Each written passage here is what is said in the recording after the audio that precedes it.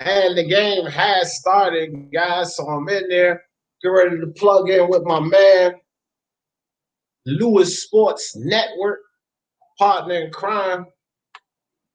Pretty sure he's up already. Y'all know me.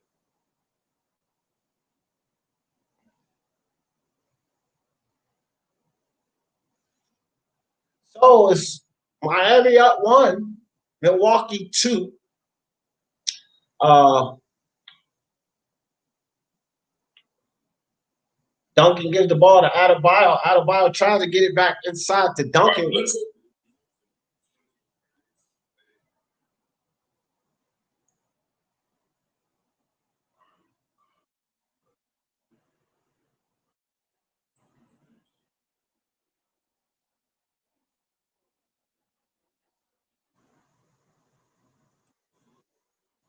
What's up, brother? Yeah. Oh, I'm feeling good, man. So go. You can go ahead and take off. I gotta make sure I'm on the same time with you, but I am set up and everything.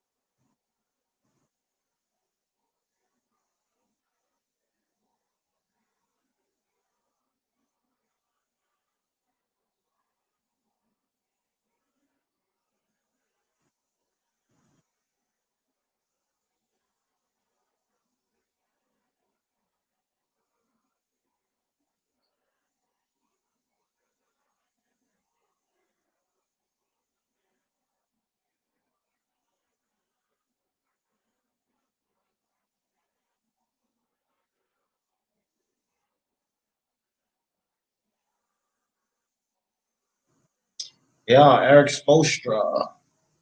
Yeah, 9-10, right? Yeah. Yeah, I think we're at the same spot. All right, Chris Middleton with the ball at the top of the key. Chris Middleton got bammed by the ball on the defense, tries to get it inside to Brook Lopez, but I believe Jimmy Butler knocked the ball out of bounds.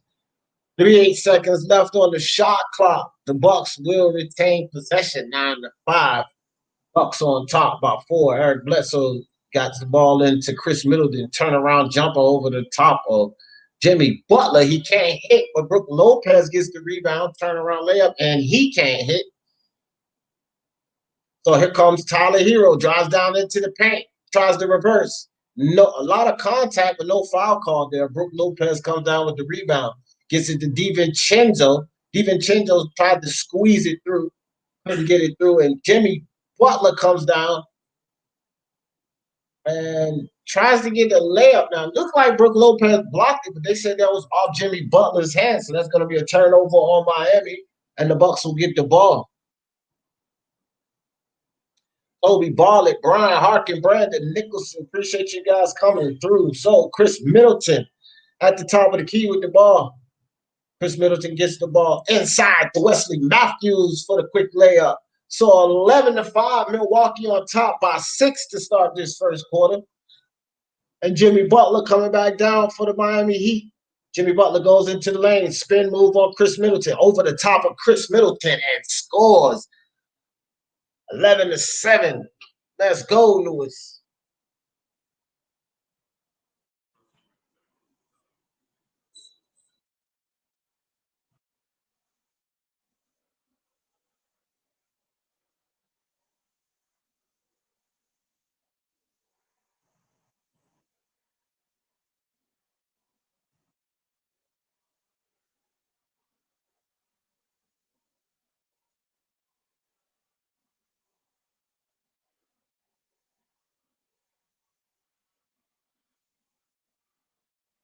Mm.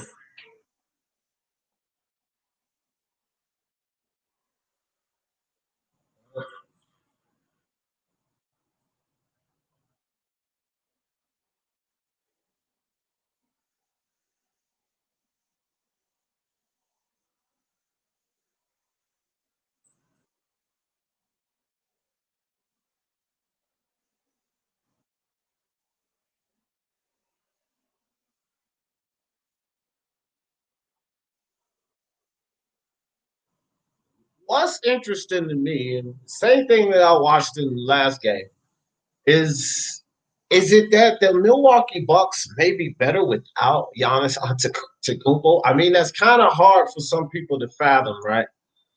But you seen a turnaround when he left the game the last time, right? And so they started the game without him this time, and they up by double the point. So I mean, it's tough to make that assumption, but is it a possibility that they just play better without Giannis?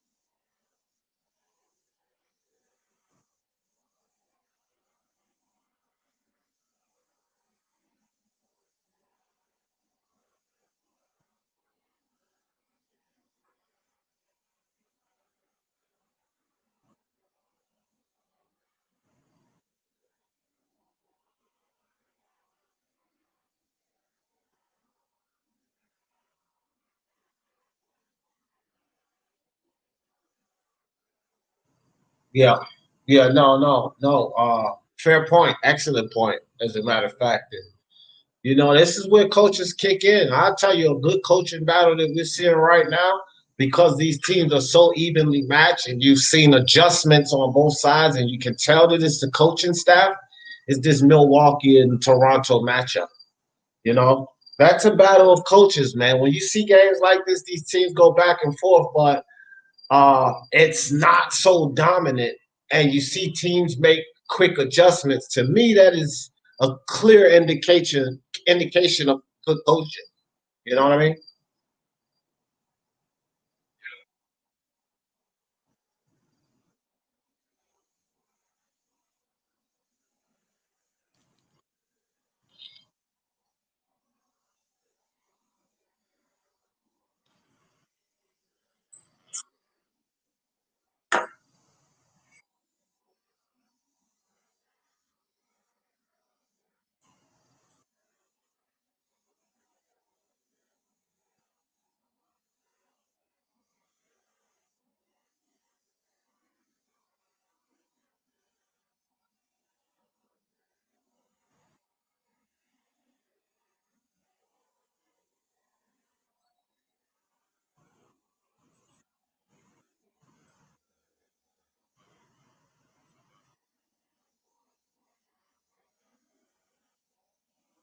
All right.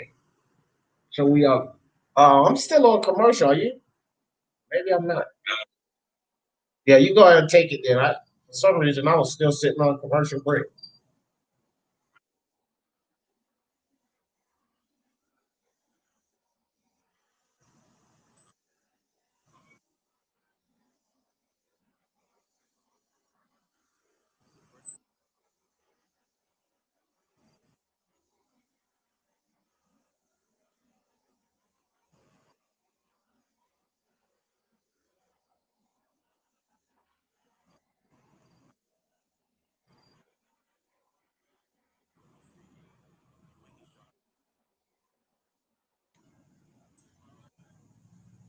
Back in action.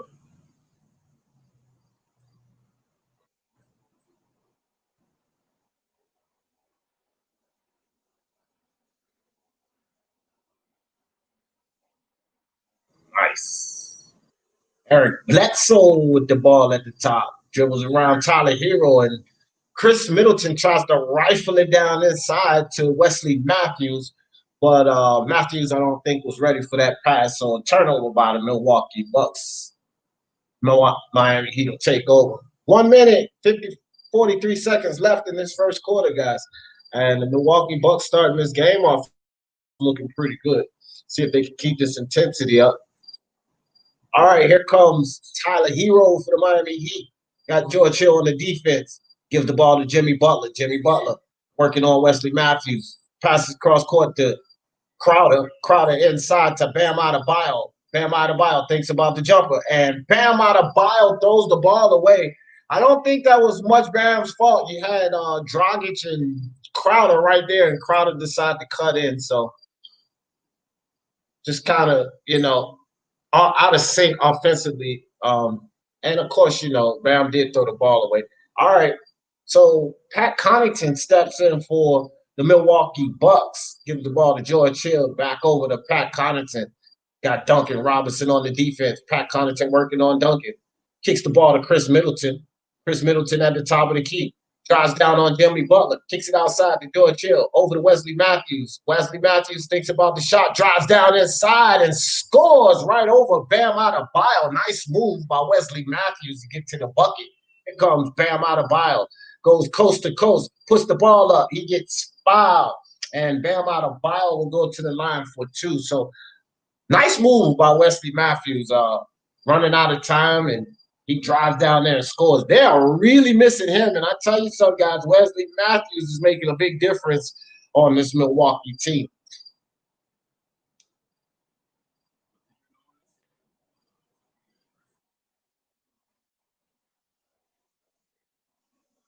Right.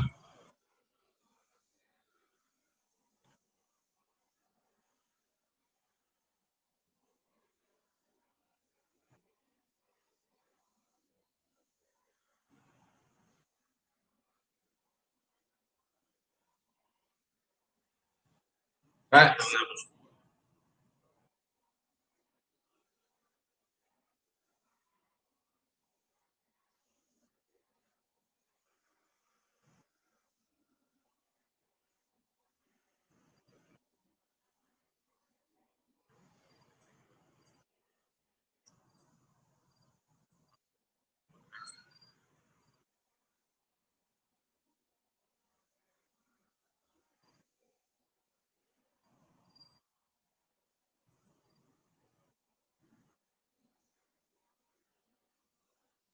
Ah,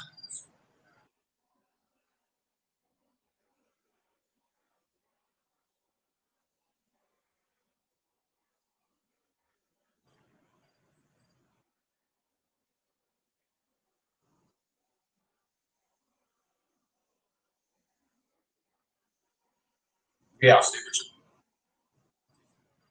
I, I agree with that 100%. 100%. I like Jimmy Butler. All right. So George Hill out on the wing got Jimmy Butler D'ing him up. George Hill dribbles down on Jimmy Butler. Looking for Chris Middleton. Crowder with the good defense. George Hill gets the ball over to Chris Middleton. Chris Middleton, 8 seconds to shoot, puts up a three and bottom of the net. Chris Middleton, 21-11, 10-point lead by the Milwaukee Bucks. And a timeout call. Ostra wants to talk about it, and I think that's a perfect time for a timeout. The Bucks feeling it early and often, 21-11. 3 minutes, 52 seconds left in this first quarter, and we'll go to a commercial break right now, guys. My man Brandon Nicholson said, I always say these elimination games are the hardest to close as concerned. Animals is almost dangerous as wounded ones. Yeah, pun intended, i.e., Bucks facing elimination. No doubt, Brandon Nicholson, no doubt.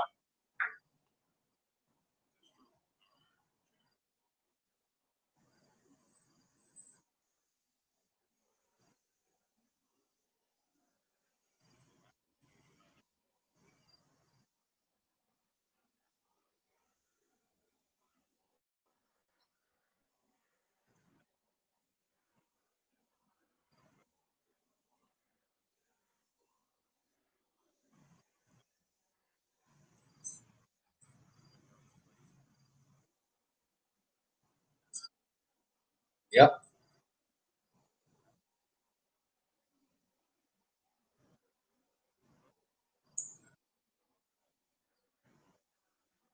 What's up, Daniel?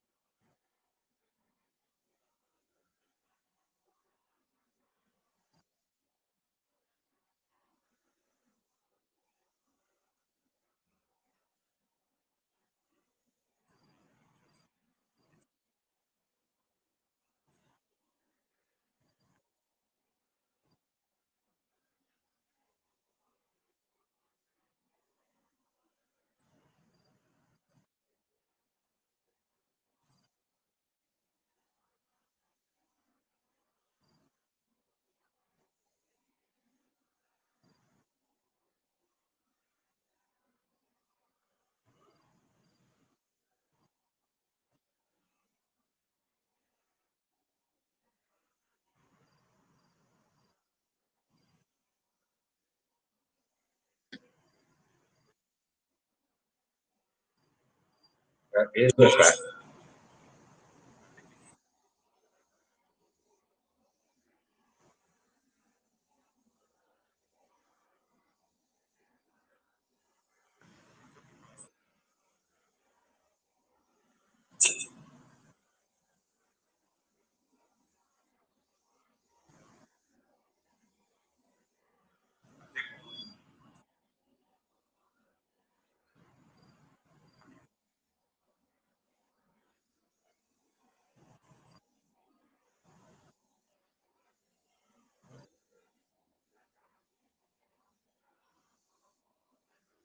Thanks, Lewis.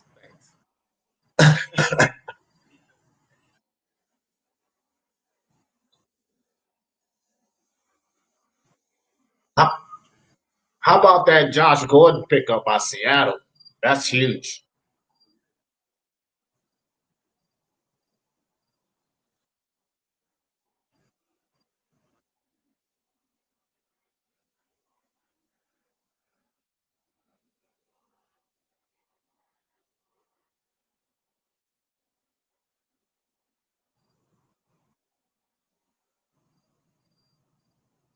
And Pat Connaughton.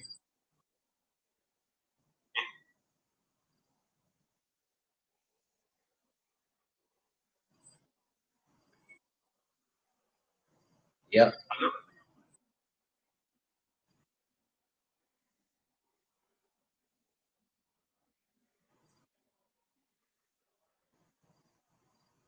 Tyler Hero with the high arcing shot. He can't hit. George Hill picks up the ball. George Hill gives it over to Corver. Corver over the top to George Hill, and George Hill almost get the ball blocked. Pat Connaughton back to Corver. Corver gets the ball picked off by Jimmy Butler, and he goes coast to coast for the dunk. So nice steal by Jimmy Butler to, bring this lead under 10, 13, 21, 8-point lead by the Milwaukee Bucks. Here comes Chris Middleton. Got Jimmy Butler defending at the top of the key. Chris Middleton dribbles around the George Hill screen, steps back on Tyler Hero and drains one 23-13, back up to a 10-point lead for the Milwaukee Bucks. Jimmy Butler gets the ball over to Tyler Hero. Tyler Hero to Crowder, back to Hero, and Hero is fouled by George Hill. So, Jimmy Butler is good at, you know, interrupting those passing lanes. He has a knack to get in the middle of those passing lanes, either knock the ball away or come up with a steal like he did on that last play there.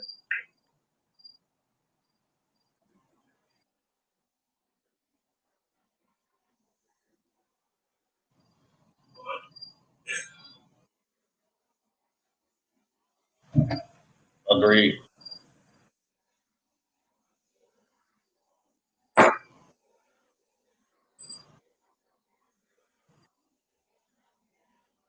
Nice.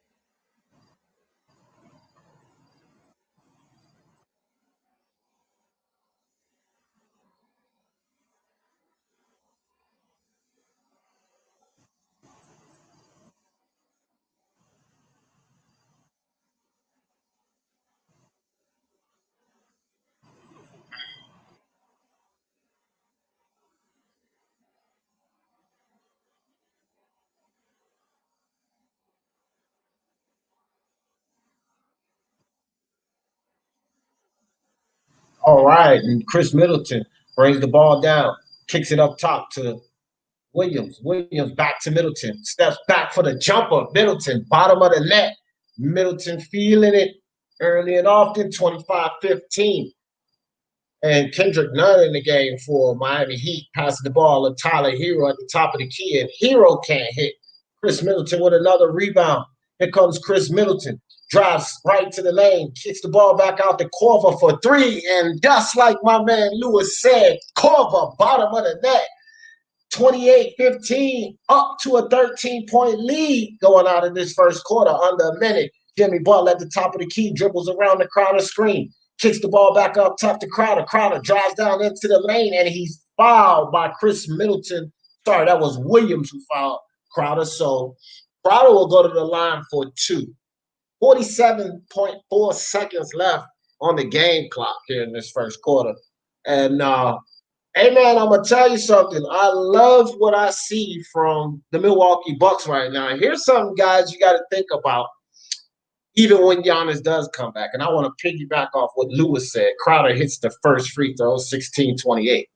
But when Giannis does come back, the fact that these guys are getting used to moving around, cutting the lane, instead of just standing watching Giannis, hopefully they keep up that movement because these guys slashing, cutting in and out of the lanes, that's what's making it more difficult for the Miami Heat to defend them. If you're standing in one place and the Miami Heat works that zone perfectly, then they're going to have time to recover and get out to you.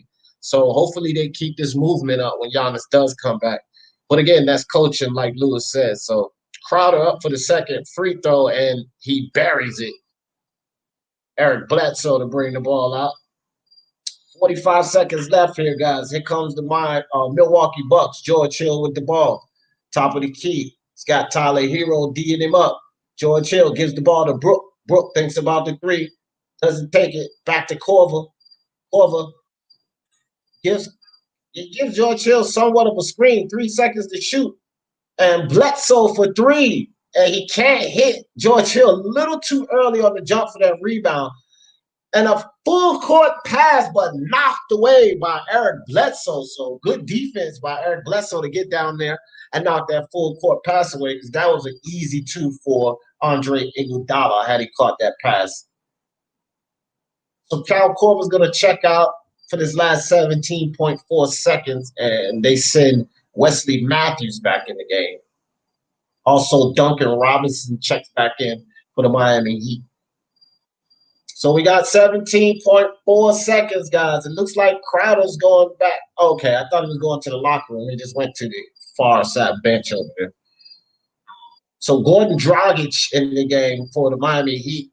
Iguodala gets the ball over to Dragic. 12 seconds on the game clock. Gordon Dragic has Bledsoe on the defense. Gordon Dragic dribbles down inside, gets stuck by Wesley Matthews. Dragic working on Matthews, step back jumper. Dragic at the buzzer drains it. So nice shot by Gordon Dragic to end this first quarter, bring that lead down under 10. Even still, pretty impressive showing by the Milwaukee Bucks in this first quarter. So, looks like they're picking up right where they left off from this last game. Let's see if they can hold this up.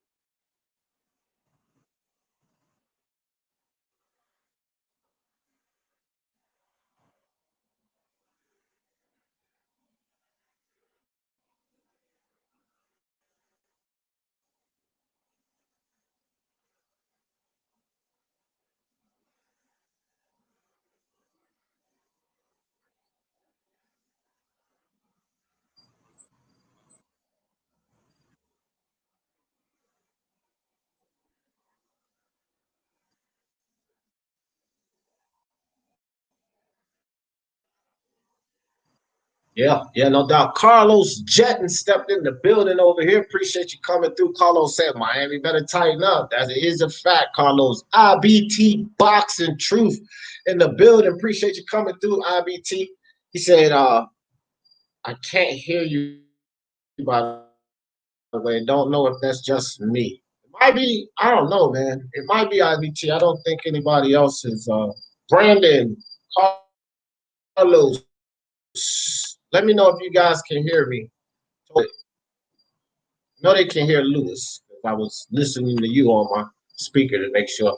I don't know. That might be you, IBT. I just checked my mic. It's like we all good here. Okay. Nah. He said, oh, never mind. Yeah. He said, never mind. He just came in here to mess around for a little bit, you know, try to throw me for a loop. I know how you do, IBT.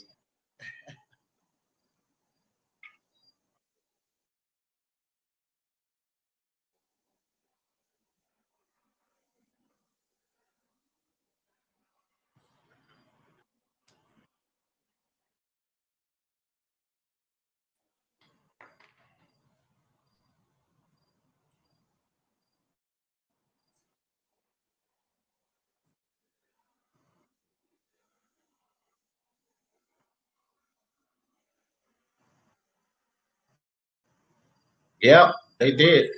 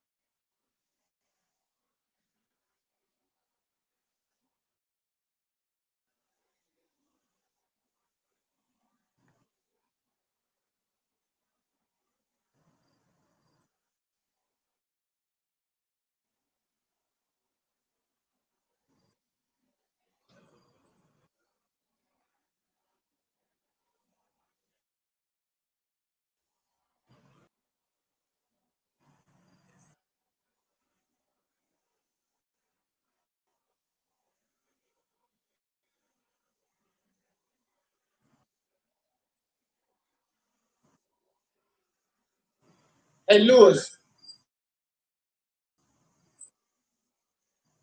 hey, which of these guys do you think that Eric Bledsoe or Kyle Lowry is a stronger guy, like stronger. I mean, I know who's the better player driving, but just the strength. These two guys have a lot of strength, to be that shorter stout guy. I think they're kind of similar in that area.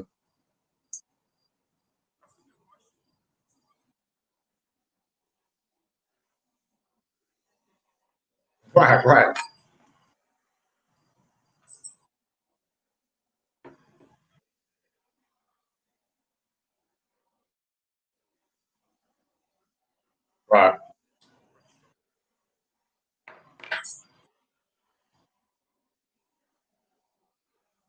With size, right,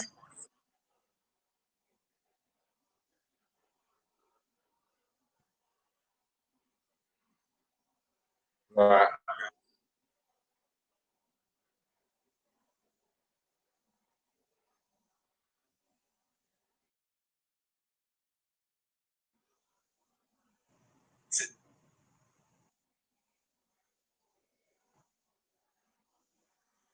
Wow. So, uh, that was a nice step back jumper, Gordon Dragic. They better watch him because if he gets on fire, it's a problem. Kyle Korver drives the ball down inside. Kyle Korver, not used to seeing that.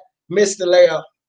Here comes Kelly Olynyk, gives the ball to Tyler Hero, and here comes the Miami Heat down to a 5-point lead. Tyler Hero, bottom of the net with the three-pointer. Eric Bledsoe drives down into the lane. Bledsoe,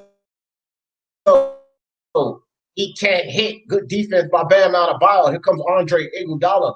Iguodala kicks the ball over to Gordon Dragic, almost stolen by DiVincenzo.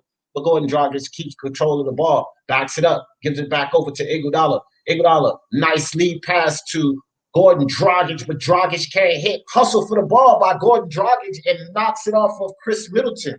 So Gordon Dragic, although he missed that play there, he stayed on the ball, followed his shot, and was able to get the ball out of bounds off Chris Middleton. So Miami will retain possession. And Pat Connaughton checks in for Kyle Court over there for the Milwaukee Bucks. El Jefe in the building. Salute, double talking. D, appreciate you coming through, El Jefe.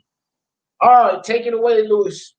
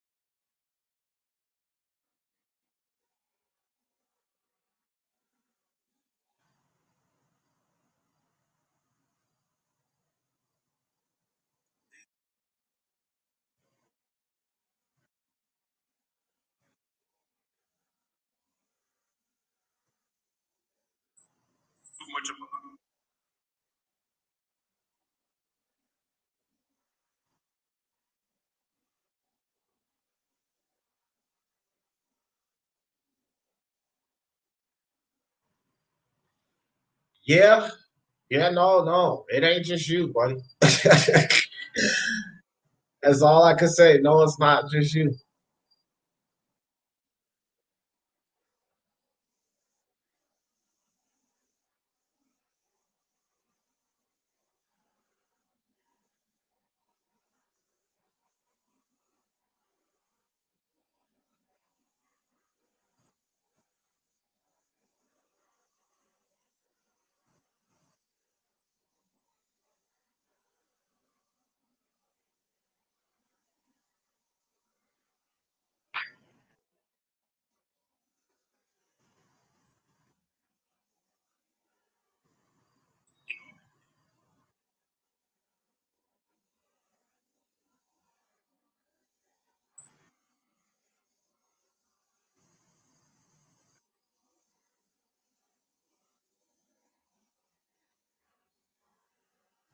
Yeah, man.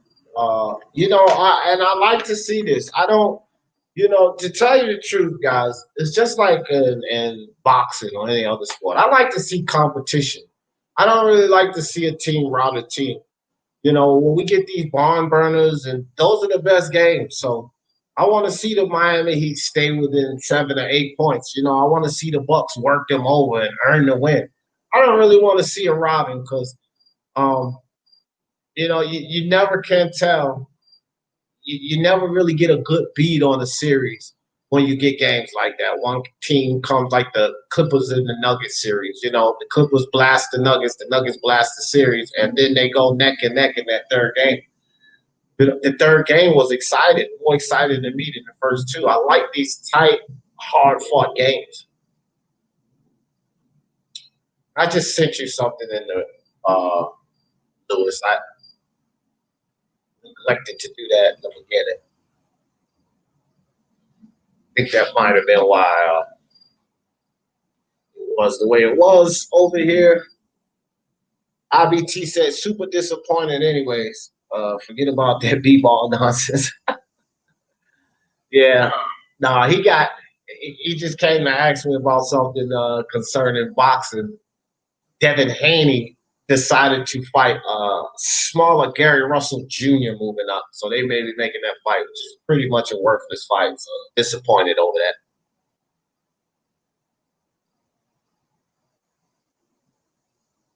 So the New York Knicks in 1951, my Knicks came back to tie a series from a 3-0 deficit, but they did not win.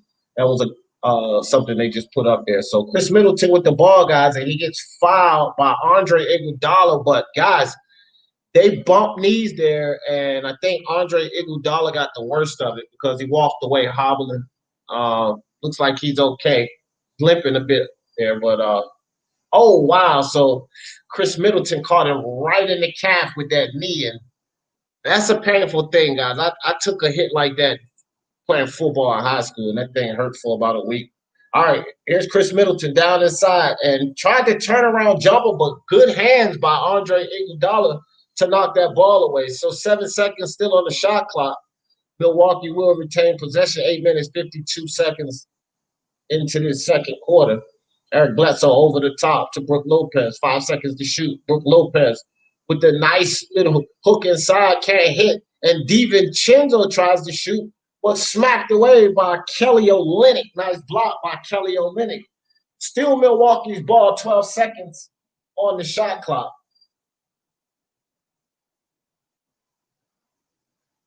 Looks like the Miami Heat starting to pick up on the defense. Here's Chris Middleton, contested shot. He can't hit. Tyler Hero come down with the ball. Rockets it ahead to Kelly Olynyk for the easy layup. We have a tie game here, 32-32.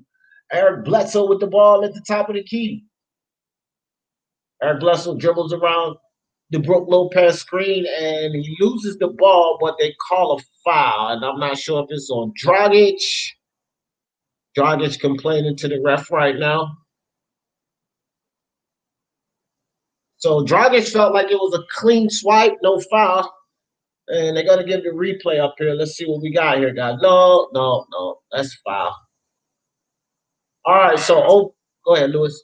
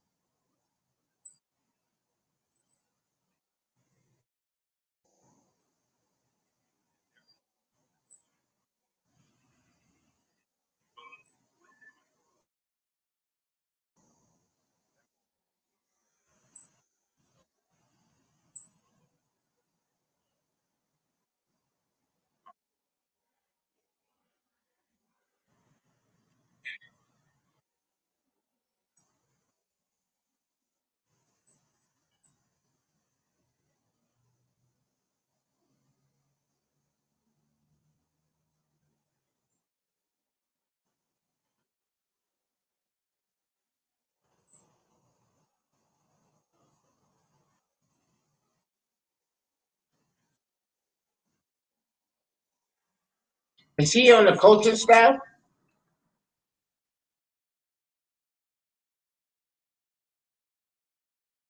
Wow. I literally thought he was on the coaching staff. Hmm. All right. Kendrick Nunn with the ball, drives down inside. Kendrick Nunn with the reverse over Pat Connaughton for the score, 34-35. Chris Middleton bringing the ball down. Yeah, I sent you a link, Lewis. Thank you, baby. All right, so it's a steal by Andre Iguodala. He gets the ball, passes it over to Tyler Hero in the corner. Hero throws the ball away too high for Kendrick Nunn. So Miami Heat turn the ball right back over, give it right back to the Milwaukee Bucks. 34-35 is the score, 1 point lead. So DiVincenzo steps in the game for Pat Connaughton. And it looks like the Bucks are keeping a decent rotation going. They're getting guys in and out of here, which I think is a good thing. Here comes George Hill, has Kendrick Nunn on him, gives the ball to DiVincenzo. DiVincenzo drives down into the lane and gets it ripped by Kendrick Nunn. So Kendrick Nunn with the ball out on the wing. Kendrick Nunn with the long jumper. He can't hit. George Hill comes down with the rebound. He'll kick the ball ahead to Chris Middleton. Chris Middleton with Jimmy Butler on the defense. Back up top to George Hill. Over on the wing to DiVincenzo for three. Can't hit. And Kendrick Nunn with another rebound. Kendrick Nunn brings the ball across the court. Kicks it to Jimmy Butler for the three. And Butler drains it. Bottom of the net. 37-35. Back on top by two. Go take it away, Lewis.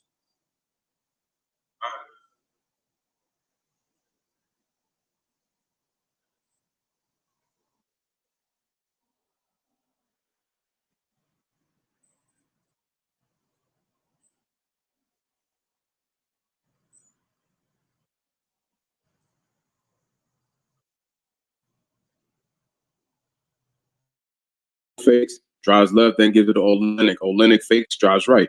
Gets switched on with George Hill. Gives it to Olynyk in the post, being guarded by Middleton. Tries to spin off him. Faces a double. Nice pass inside to Bam Adebayo, but the rush shot with the Bucks' hands forced it quick. But Olynyk gets the offensive rebound. Fakes George Hill, shoots the three-pointer, but he can't get the roll. He can't get the hit. All right, rebound is to Brook. D, I didn't get the thing that you sent me, so you might have to send it again because I'm looking. I don't see it. All right, man. Middleton with the rock. All right, trying to get a screen. All right, he fakes it, gives it to Lopez. Lopez wide open, middle of the floor for three, but he can't hit the shot. Rebound is to Bam Adebayo. All right, Bam brings it up all the way the length of the court, then gives the ball to Kendrick Nunn. Kendrick Nunn comes on the screen, then flashes to the middle, gives it to Jimmy Butler, who flashes back to the middle. Tyler Hero with the fake, shoots the three-pointer, knocks it down, and the Miami Heat up 40-37. Salute to Jay in the chat. All right. Under 6 remaining in the first half. 15 points off that bench for the Miami Heat. Only 3 for the Bucks. Middleton gets to the paint. Gives it to Brook Lopez. Shoots the corner three-pointer. He can't hit. Rebound is to Bam. Almost all, but he stepped out of bounds. Prevented from saving the ball. Oh, wait. Was the ball off for DiVincenzo since it was out? Or do the Bucks have the ball? No, it looks like it's going to be Heat ball. All right, so the Miami Heat will get the ball back.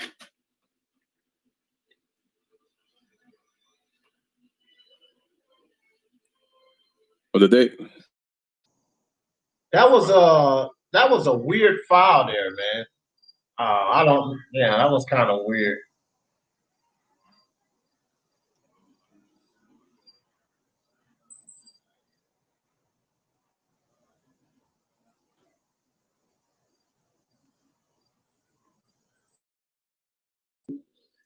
Gets a screen from Bam, goes to the baseline, gives it a Nunn, fakes, drives, goes with the layup, and he scores. Nice play by Kendrick Nunn eluding the charge, and it's 42-37. Take it away, D. All right, man.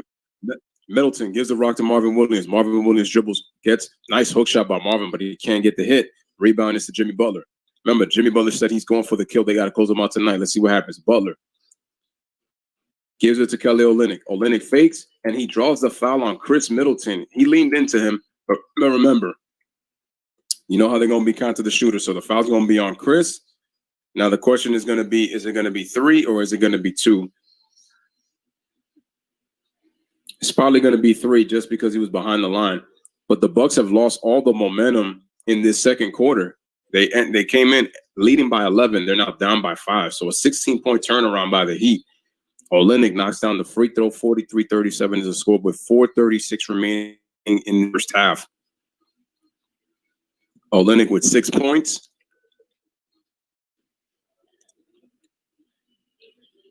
Second free throw is good. So it is 3 free throws. You was right, Jay. But Middleton was the one that ended up carrying. I didn't think they was going to win that game 2 days ago on Sunday. So you were right. They just did it without Giannis, though. So Middleton carried, but it almost didn't pan out. All right. So we got Eric Bledsoe out on the wing, and he gets fouled right away by Kendrick Nunn. 24 seconds back on the shot clock, 4:29 in the game. Eric Bledsoe will go to the line for 2. Now, is Miami in the bonus? Because I don't see them in the bonus, but Bledsoe's going to the line, so it must be in the bonus. They just don't have it up there.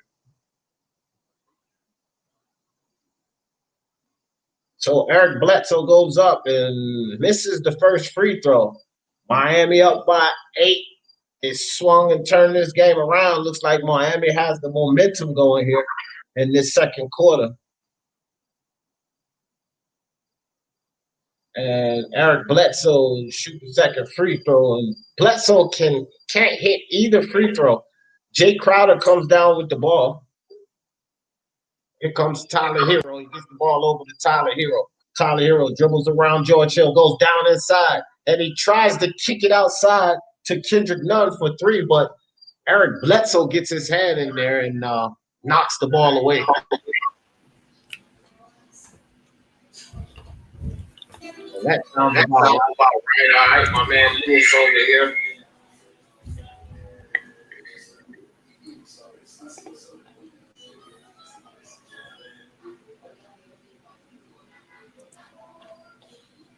All right. Adebayo with the ball. Bam Adebayo with the ball. Drives inside on him. Tries to hit the layup, but he can't hit it. And in the corner, Wesley Matthews fouled by Jimmy Butler.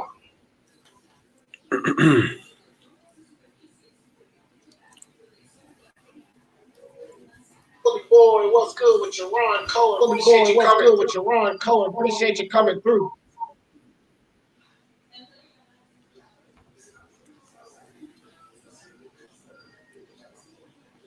I hope they shout out to AK-41.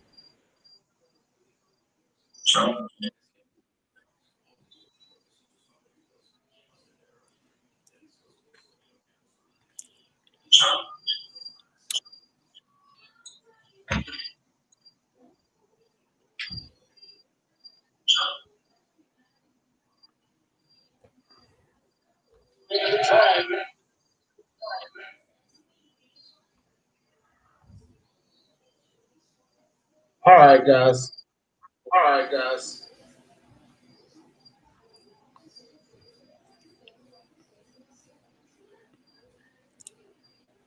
Yeah, it's I hear that echo in the background.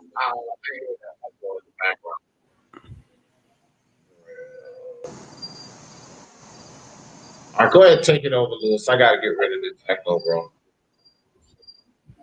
All right, no problem. All right, 45-42 is a score. Marvin Williams just hit that 3-point in the corner. So Jay Crowder gives the ball to Jimmy Butler. Jimmy Butler with the bounce pass at Bam Adebayo. Jimmy Butler takes it all the way to the rack, and he scores. Nice little move inside with that push shot. 47-42 is a score. Here comes Chris Middleton back with the rock. Middleton puts the ball between his legs. Too much dancing with Chris, man. Look at that. That's my problem with Chris Middleton. You got to stop dancing with that basketball so much, man, because it's like you're not going to get around Jay Crowder. You're not, because you don't have that kind of handle.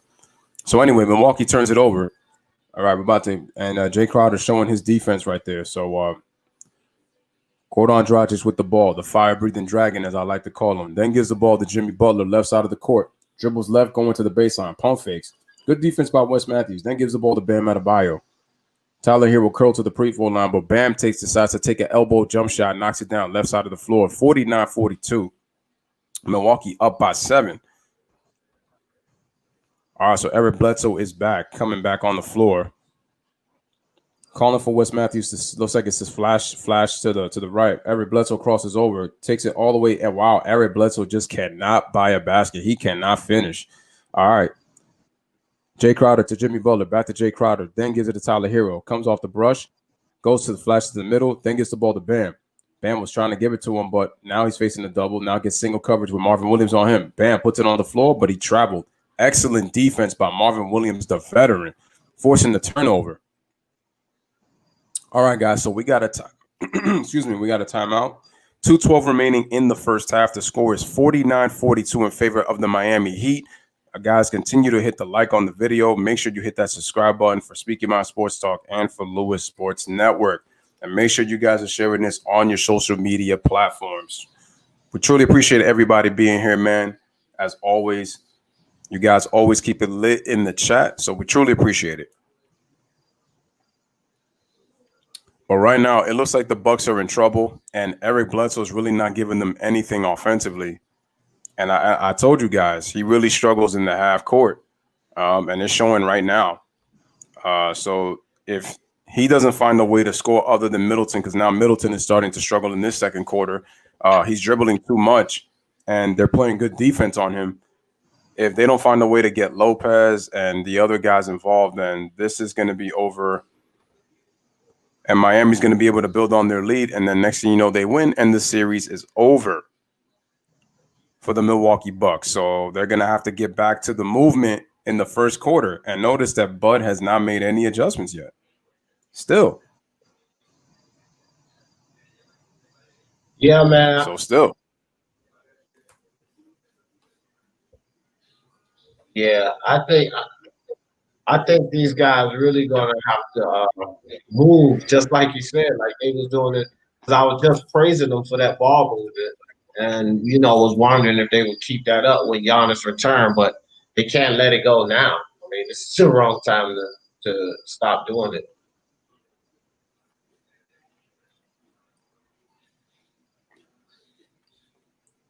I will say this, Lewis. I picked the Heat.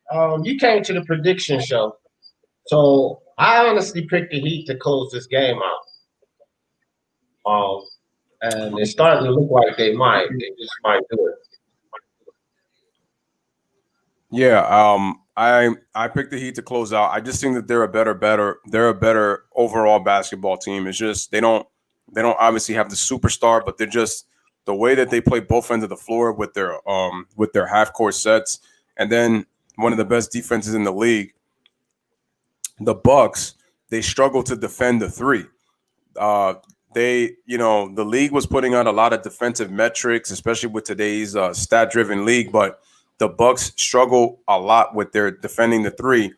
They did a good job in the first quarter, but they've gotten away with that in the second quarter. But a part of that also has to do with their struggling offense. And Budenholzer is having the ball too much in Eric Bledsoe and Chris Middleton's hands, having them do too much, and it's making the offense stagnant. Allow the Heat to come back in the game, and the Heat are knocking down the three ball in the second quarter. Yeah. And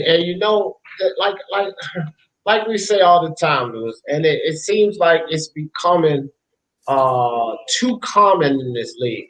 Teams get down, or they'll find another team, getting a little momentum and begin to come back, and they start jacking up these threes. I think bringing back the good low man post player would actually turn some things around in this league, because a lot of teams, I think, will be vulnerable to that. You know what I mean? A good low down post player, because you're not getting much of that in this game. And you get those threes are not falling, and you get a guy that can play well in the post. That's something that can bring a team back. You know what I mean? Yep.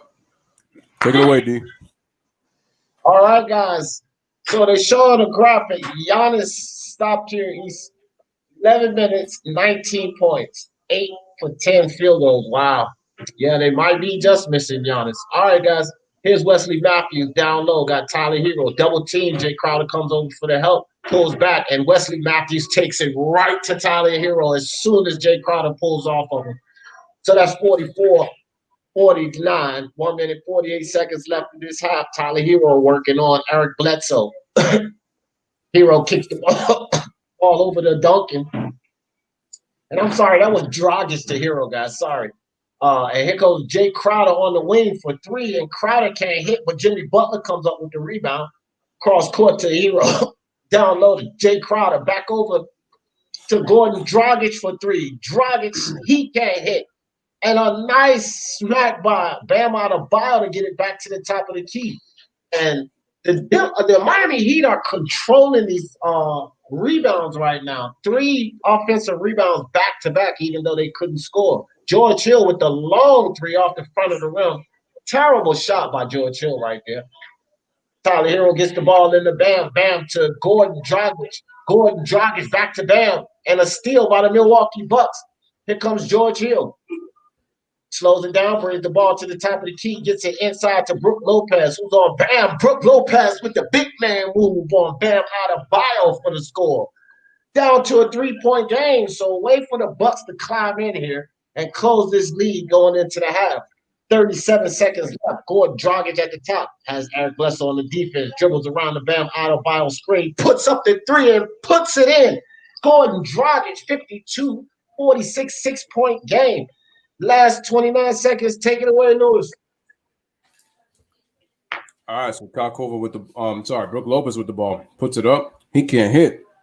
Jimmy Butler gets the rebound, and Brooks has got no choice but the foul since they got tangled up. Miami with a 52-46 lead right now with 19.7 seconds remaining. Right now, the Bucks only have 16 points in this second quarter, while the Miami Heat have 33. So they've outscored them 33-19 in the second quarter. When in the first quarter, it was 28-19 Bucks.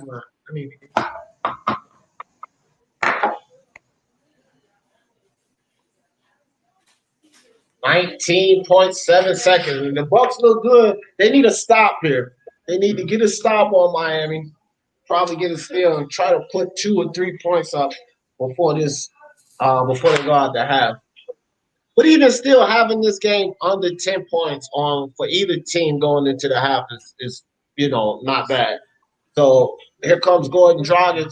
Shot game clock is the only clock is on, no shot clock. Gordon Dragic is going to hold the ball for the last shot. Dragic goes for the three, but a moving screen by Bam Adebayo. So they didn't get the stop with the steal, but damn sure received the turnover there. So see what the Bucks can do with this last 7 seconds. See if they can get some points on the board. Actually, 5.9 seconds, guys. 5.9 seconds. All right, George Hill gets the ball in the Bledsoe. Bledsoe, 4 seconds to shoot. Steps back for the three and in and out. Bledsoe can't hit. So we'll go into the half with a 6-point lead, 52-46. And being that Milwaukee is without Giannis Antetokounmpo, I think that this is a real good thing that they're going into the half only being down by 6 points. So I'm going to kick it with you guys in the chat. And y'all know what my partner does at this time. He's in the kitchen cooking up those halftime stats for us. My man Ron Cohen, he said the problem with the modern NBA is teams pretty much play all the same game, and analytics has taken away from diversity, certain nuances of the game. Yeah, you know what? Good, well said, Ron Cohen. They in the building. What's up? Peyton Dior in the building. What's good with your Peyton Dior? He says Louis the D. Know all about it. They've known since I first joined. Yes, sir. Yes, sir. My phone is 1%. 1%. Oh, man, that's what's up. Hey, that's all right, Peyton. We're glad you came through and joined. It's on TNT, if I'm not mistaken. Willie Boy, slip and move. I just use the ESPN scoreboard because it's been the one that's been most reliable for me. I've had problems with scoreboards falling behind. I think the NBA and the ESPN scoreboards have been pretty much the most consistent. So that's the only reason I'm using ESPN. But I think the game is on TNT, my brother. My Irish brother, Willie Boy, slip and move. Lewis, you out the kitchen? You ready to drop that nice meal on us? The halftime stats, my brother? Oh, yeah, man. It was the quickest meal I ever made, too. It's called that banquet. Anyway, got your banquet first time stats, man, fresh out the box. You can heat it up in the oven. But anyway, 52-46 is the score, man. Miami over Milwaukee. Like Dee mentioned, man, the Bucks did not play well in the second quarter, but fortunately it is a 6-point game, so they still have a chance to win this game. They just have to get back to what they did in the first quarter and not go back to what they did in the second quarter. So for the Heat, we got Bam with 6. 9 for Jimmy Butler with 6 rebounds, 4 assists. He's on his way to a triple-double. Goran Dragic was the man with 10 points, but then you got Hero and Nunn chipping in with 6 points apiece. and Kelly Olynyk with 8 points off the bench. So that was big. So the bench really stepped up for the Miami Heat. Now for the Milwaukee Bucks, Middleton and Matthews 12 and 10 each, and then DiVincenzo with 8. Eric Bledsoe only has 4 points in 16 minutes, so not enough from him, as I mentioned. He's going to have to find a way to get some easy baskets in transition to really help. So the Bucks started off shooting very well, but they really cooled off in the second quarter. 46% from the Heat, 41 for the Bucks. The three-point shooting was actually in favor of the Bucks early, but now the Heat are shooting 41% while the Bucks are down to 33% on 2 less attempts. Free throws, the Bucks have gotten to the line more times, but they've missed 3 free throws. The Heat have not missed a free throw yet. D talked about the rebounding, especially in that possession when they got 3 offensive rebounds in one possession. 24-17 right now on the boards for Miami, so they're winning by 7, and they've got 5 offensive rebounds. Assists about even, 11-10 in favor of the Heat. The Bucks have 1 more block than them. Miami has 5 steals. So 5 steals for them, but they do have 9 turnovers, 4 of them by Jimmy Butler. So like I said before, they have to clean that up, especially Jimmy Butler's and taking care of the basketball. And then the points in the paint are just about even, just a 2-point edge for the Heat, 18-16. But like I said, it's been the 3-point shooting and it's been the bench. It's been the bench for the Heat that have gotten them this lead. And ladies and gentlemen, those are your first half stats right here on the Lewis Sports Network, Basketball Live with Lewis and D. And you know what, Lewis? You said something really interesting that I want to kind of piggyback off there. You get these taller guys that are able to handle the ball, and then sometimes these teams get complacent, and then they want to keep giving, these guys the ball as if they're an actual ball handler. And because a big guy can handle the ball doesn't mean you want him running up and down the floor trying to control the offense there. So I agree with you, man. I mean, I agree with you 100%. And I think that George Hill and Eric Bledsoe need to take a little bit more control of that ball, and to take over the duty of facilitating it as well, in my opinion. Willie Boy Slip and Move says, thanks, D. It's the Lakers playing Houston in an hour. Yes, sir. And Willie Boy Smith, Slip and Move, if you want to stick around, Lewis and I are doing a double-header tonight. That's right, guys. We in here all night. NBA playoffs, baby, with Basketball Live, Lewis and D. That's right. That's right. Jay says, wow, man. Come on, Eric Bledsoe. Damn. I mean, this has been the story of Eric Bledsoe, man, since he's been in Milwaukee, since he's been in the playoffs. This is the way it's been. I don't know how Mike has not really been trying to been able to use him, in a different way. But the other Jay had mentioned it before that they tried this strategy with George Hill last year, and it didn't. It pretty much kind of didn't work out. But this kind of goes back to the fact that Budenholzer doesn't really make adjustments, which is why I said it is crucial that Giannis develops a post game, and he doesn't even really need a 3-point game, just a mid-range game, and he'll be to me he'll be fine. But the thing is, because it is the era of 3, they want everybody shooting the 3 ball, which to me, in my opinion, is kind of killed the league. I don't know how some people keep saying that, oh, it's so great, the league is much better because of the 3 ball, but I just think that there's just too much emphasis on just shooting threes, guys jacking up. I don't really see a lot of fundamental. I don't really see a lot of skill. I'm not saying that the guys are not that are not skilled in this game, because they are, but I just feel like the fundamentals are like kind of really lacking in today's game. Like it'd be great just to see that. And the thing is, the post play is there. It's just the 3 ball is more warranted. There's really no big man in today's game. G-Money, are you sure you got the Lakers tonight, or you got the Rockets, man? Because it's like you'll flip-flop in the middle of a game before the game starts. As soon as the game is over, like, you never make up your mind. Never make up your mind. G-Money, you gotta be accurate, man. You know what I mean? Sometimes he gotta shift the thoughts in the middle of the game, fam. Ain't nothing wrong with that, G-Money. I got your back, dog. I got your back. I do that shit sometimes myself. Willie Boy Smith said, yes, sir, I've got that one on Sky Sports, brother. Oh, that's cool. I didn't know Sky Sports offered the American channel, so that's cool. You can rock with us through this game, Bully Boy Slip and Move. All right, Jay says, say what you want about George Hill. But for the most part, he's looking to make the right basketball. No, he's a really solid player. He's a very good three-point shooter. He's a coach's dream, just as Greg Popovich. He says George Hill was his favorite player. I guess it was the coach other than Tim Duncan, because I know he loves Tim Duncan to death. Let me see. There you go, G Money. That's what I'm talking about. I'm positive that the Lakers will win tonight. There you go. That's what I want to hear. There you go, G Money. Positive in your Don't be need to be strong with that. That's right. You got to be strong, have conviction with that pick. Exactly.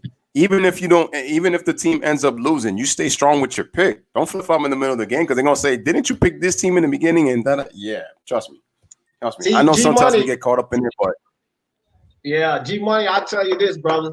I do a prediction show, so once I say it, and it's on that wax, I can't pull it back. You know what I mean? So you gotta be strong with it. And I gotta be convincing because I can't tell people to lay a bet and I'm unsure about it. If I'm unsure about it, then why would they want to lay a bet? So you gotta have conviction. G-Money, trust yourself. You know this game. You talk to me and Lewis, we know you know this game. So trust your thoughts, man.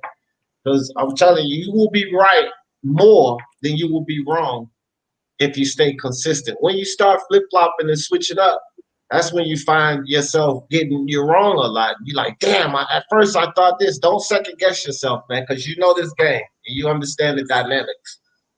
Because like you just said, G-Money, it's from what you see. So from what you see, you know, you have to say that. Because look, I predicted the Bucks to win this series.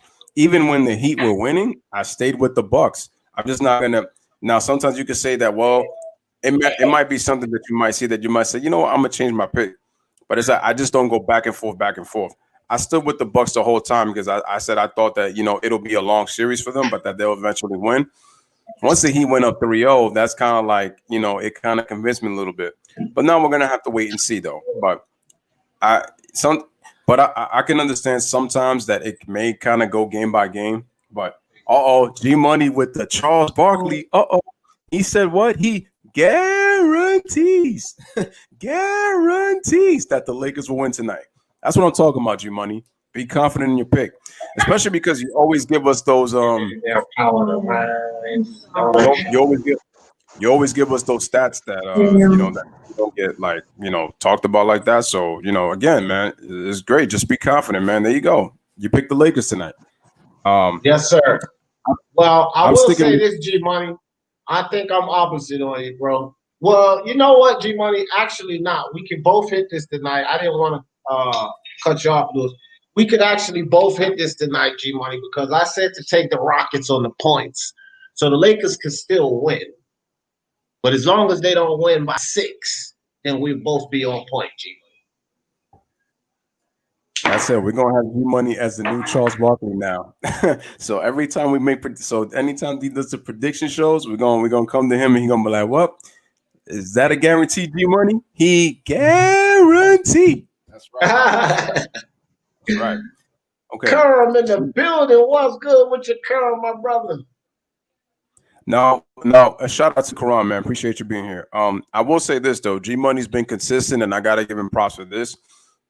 He did pick the Lakers over the Rockets, and he said he had them in 6 games, and he's been dead on from the jump if they met.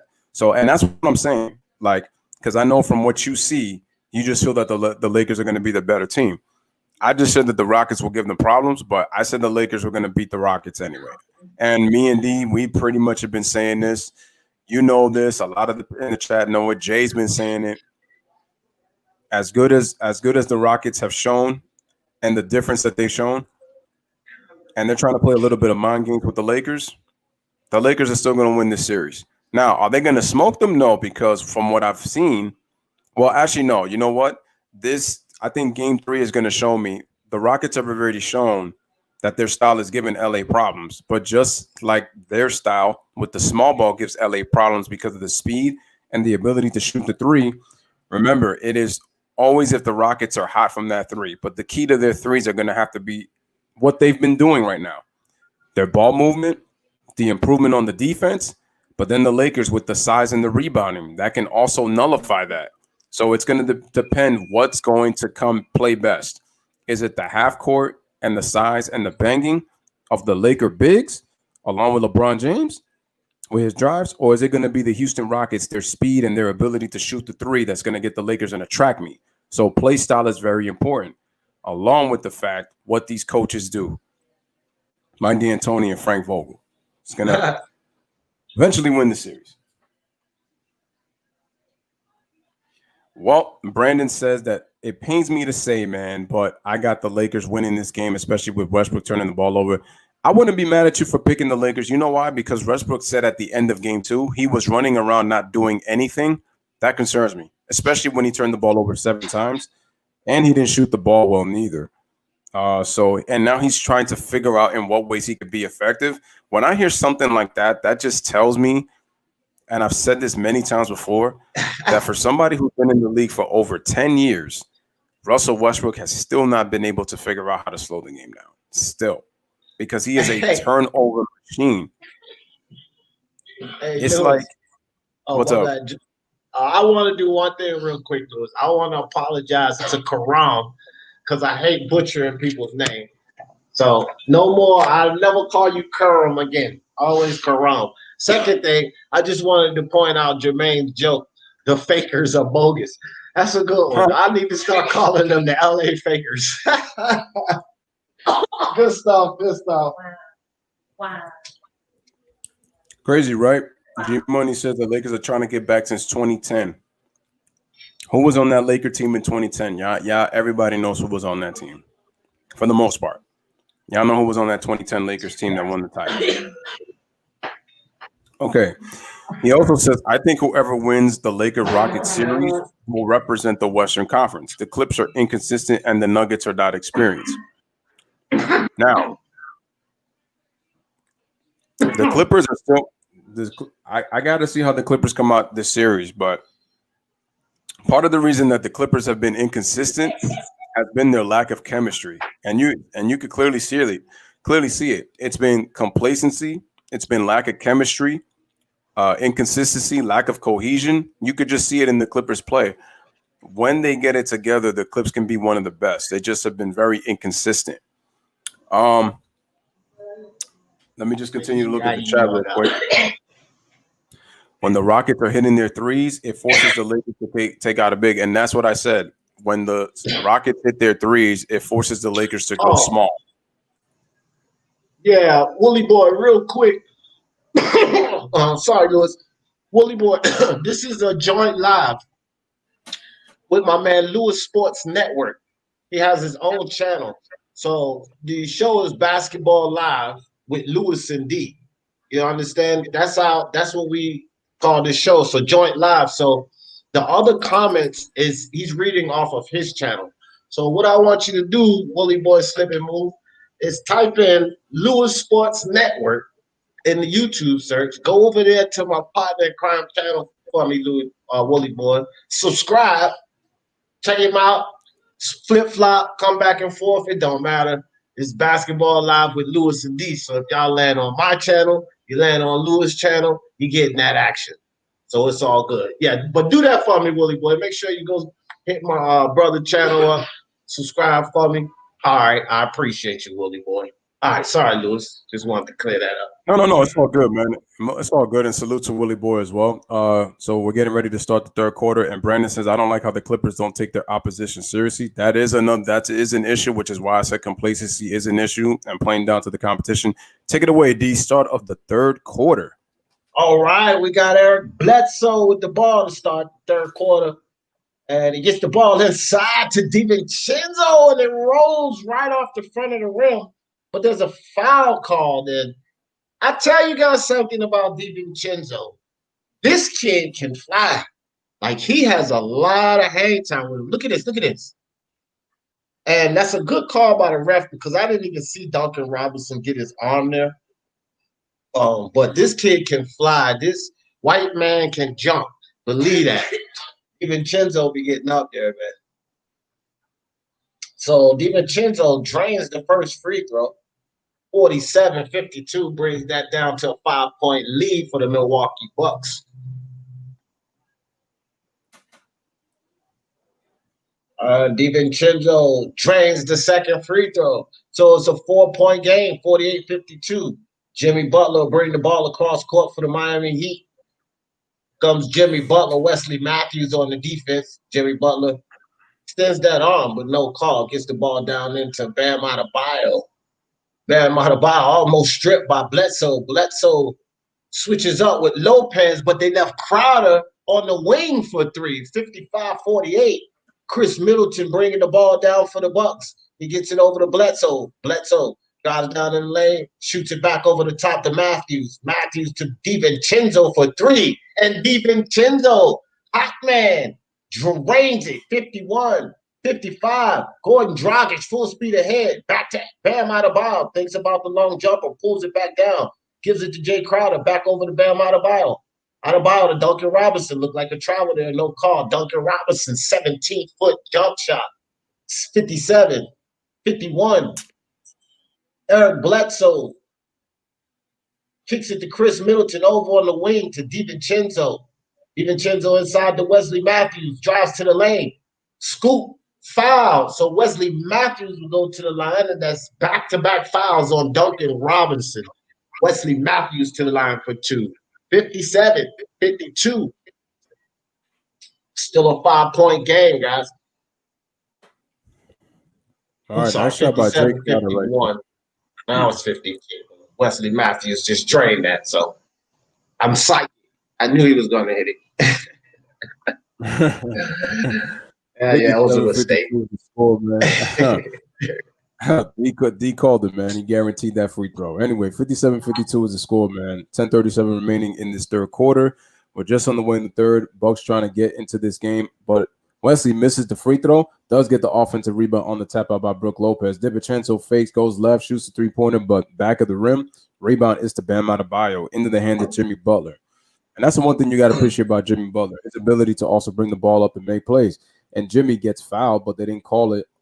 And Jimmy gives the ball to Bam. Here comes Duncan Robinson off a curl. Wanted to shoot, but DiVincenzo recovers. Then they give it to Jimmy. Right block to Bam Adebayo. Facing with Brook Lopez. Tries to go in the face-up. Duncan Robinson shoots a three. And looks like we got a foul before the pass. So it will be on – is it on West or is it going to be on DiVincenzo? Might be on DiVincenzo. Yeah. So Jimmy Butler gets the ball. I like how Jimmy just go back, put the mouthpiece on, and Jimmy Butler with the ball up top. Wesley Matthews on the defense. Butler dribbles around the Bam Adebayo screen, kicks it back out to Gordon Dragic for three, but Dragic can't hit, and there's another foul call prior to the play, offensive foul this time. My man Chopstick in the building. Got to show love for DJ and hit that like. I appreciate you, Chopstick. You are the man. So here comes Eric Bledsoe. Bledsoe dribbles around Jimmy Butler, goes down inside. Nice short jump hook by Bledsoe. It's a good move by Bledsoe over Jimmy Butler. Take it away, Luke. All right, 57-54 is the score. Goran Dragic comes off the screen, goes all the way to the basket. Tries to kick it out, but Middleton steals the ball. Here come the Bucks. Middleton going with the Euro step. Puts it up, overshoots it, but there is DiVincenzo on the offensive rebound, put back dunk. And it is a 1-point game. 57-56 is the score. All right, so Goran Dragic inbounds the ball to Jimmy Butler, gives it right back to Goran Dragic. 57-56. Then gives the ball to Bam, top of the key.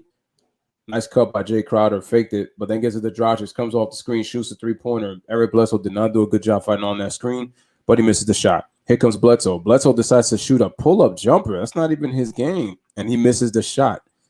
Rebound, Duncan Robinson gives it to Bam Adebayo, brings it up left side. Bam. Oh. Goran tried to cut, but the Bucks read it. Then Duncan Robinson gets the ball back, but he misses the three-pointer. The Bucks can take the lead on this possession. They're going to try again for the second time.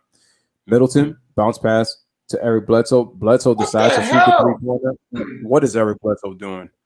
Oh, my God. He's doing it again like he did last year. Jay Crowder, great defense by Wesley Matthews on the block and goes way over. But the Heat are going to keep the ball back. Great defense. But what is Eric Bledsoe doing, man? I have no clue, man. No clue. This makes no sense, man. And see, this is what I'm talking about. You got 3 worthless shots and you're a point down. You just gave up 6 potential points, man, by taking it into the rack. Jimmy Butler with the ball at the top of the key. Jimmy Butler gets it over the Bam. Bam has no one on him, really. Back over to Jimmy Butler. Drives down inside, and it gets stolen. Nice hand by Eric Bledsoe. Bledsoe has the ball, drives down on Bam, loses the ball, but he saves it. Wesley Matthews picks it up. Chris Middleton thinks about the 3. Step back 3. Anyway, Middleton can't hit. Here comes Jay Crowder with the ball. Jay Crowder bringing it all the way down. Crowder gets the ball knocked away by Chris Middleton. So 16 seconds on the shot clock. Miami ball. And while they're doing that, coach, call a timeout and get Eric Bledsoe off the floor right quick. Put George Hill back in because the guy is not thinking. I mean, I don't know why he's coming in trying to save the day when you got 2 other guys who's feeling it. You got DiVincenzo out there draining everything he puts up, and Eric Bledsoe wants to be a star. It makes no sense. But also, if you're Chris Middleton, why are you taking step-back threes, bro? You need to go back to what you did in the first quarter. Try to see if you could get yourself some mid-range baskets and stop trying to force the action, bro. And that's another problem I'm having. They kept Bledsoe in the game and sat Middleton. They're going to regret that. All right, Jimmy Butler with the basketball. Good defense by Wesley Matthews. The Bucks are playing good defense. It's just they've been doing a poor job on the offensive end. And we got an offensive foul on Duncan Robinson. So the Bucks have forced 4 straight turnovers, and they have not been able to score. And that's just because of the poor shot selection and IQ on offense. But Wesley Matthews is hounding Jimmy Butler, though. Just great defense. And Duncan Robinson decided to push him off when he tried to go over that screen. So we got a timeout. 57-56 is the score. But, Mike Budenholzer, he better make some adjustments because if not, they're going to lose this game. And they're going to ask, well, what was the coach doing? Because the easy thing to say, it's Giannis. But they have the adjustments good enough to win. They won last game. They can win. Bro, I don't. Go ahead.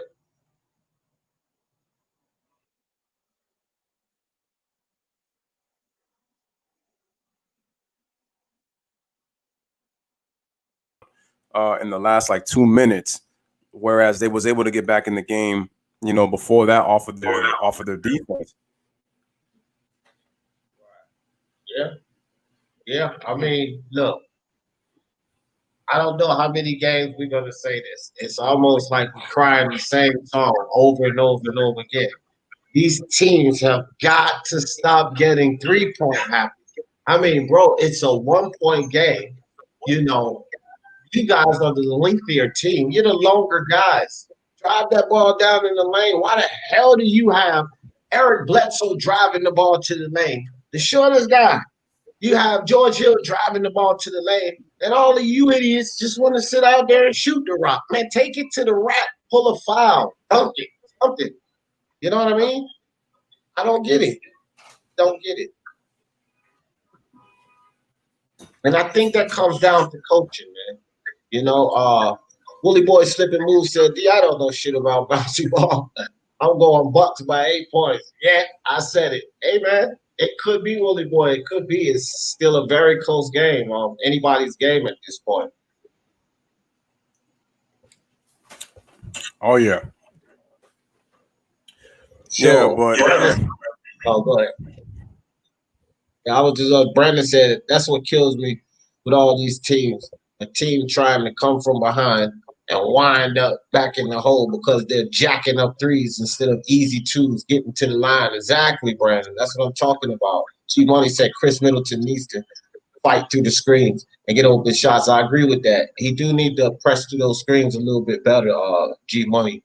Bledsoe has been garbage so far. He's been making shots, but G Money, you're being really critical because I will say this: he's been garbage on the offensive end. He's been playing pretty solid defense. You know what I mean? So yeah, give a man credit where credit is due. Jay Jefferson was buzzing, cousin. He said, "I'm not a Team on the team. Okay, all around the world, same song. Hell yeah, Jay, it is. All around the league. We should change that to all around the league. Same song. They doing it, jacking up threes. Nobody wants to drive to the lane. James Harden, he pulls a foul in the blink of an eye. And they get down but never drive the lane. Like, bro, you get to if somebody breathes on you, you get to the foul line. Of course, the rest been a little tough on James here lately. I see James all over the ground. Flop City. No call.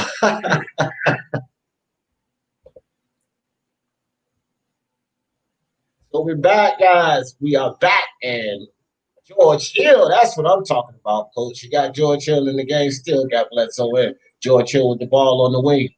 Bledsoe comes for the screen. Chris Middleton got Crowder on him. Chris Middleton gives it back to George Hill. George Hill drives down inside. And George Hill puts up a wild shot.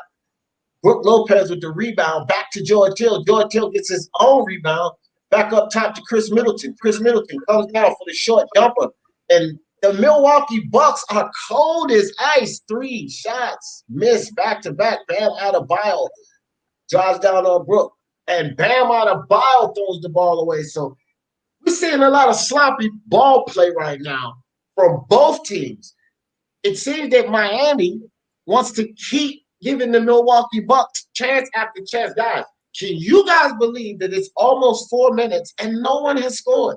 7 minutes, 15 seconds left in this third quarter. It is still 57-56, and these guys are making me look great on that unders. Chris Middleton with the ball drives down the side, and did he get fouled? Offensive foul? Turnover. Chris Middleton. He must have stepped on that line or something. That was wild. I didn't even see that play. Take it away, Lewis. All right, man. Jimmy Butler gets the pass, guarded by Wes Matthews to Bam Adebayo. Then Tyler Hero comes off the screen, wide open, but he airballs the shot. I thought that was good as go, but he airballed.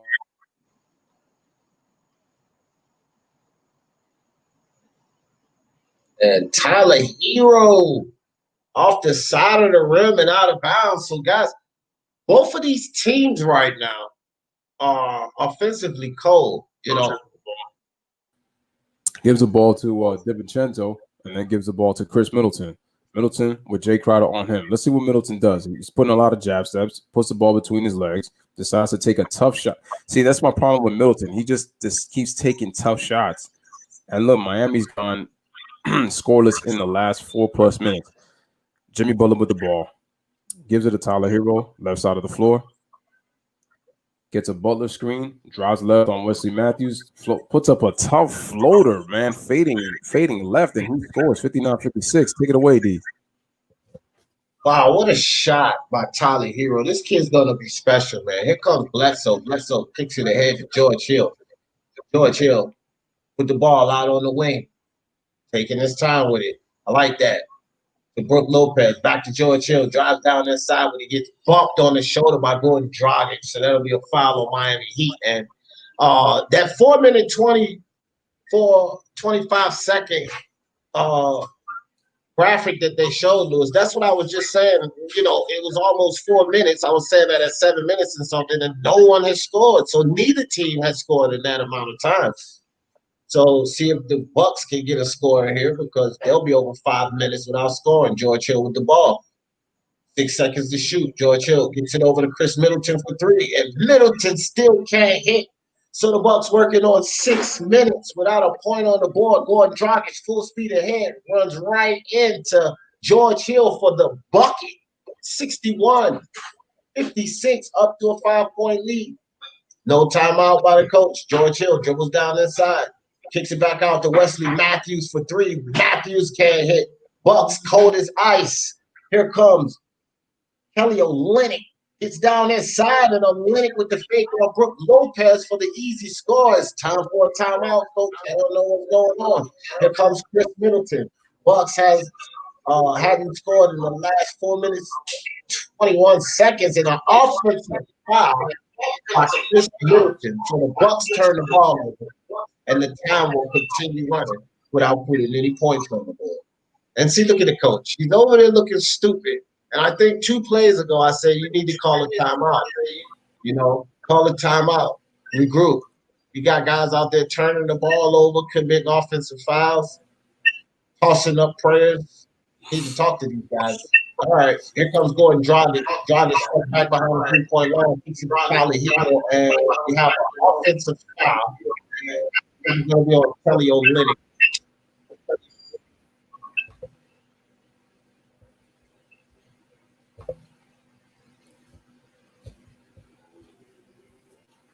Very, very sloppy game here in the third quarter on both sides of the ball.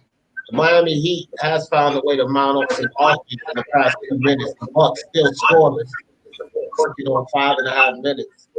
So Williams checked in the game, and DiVincenzo almost loses the ball. Great defense by Tyler Hero. DiVincenzo gives it to Williams. He almost loses the ball, and then he gives it away. So here comes Jay Crowder.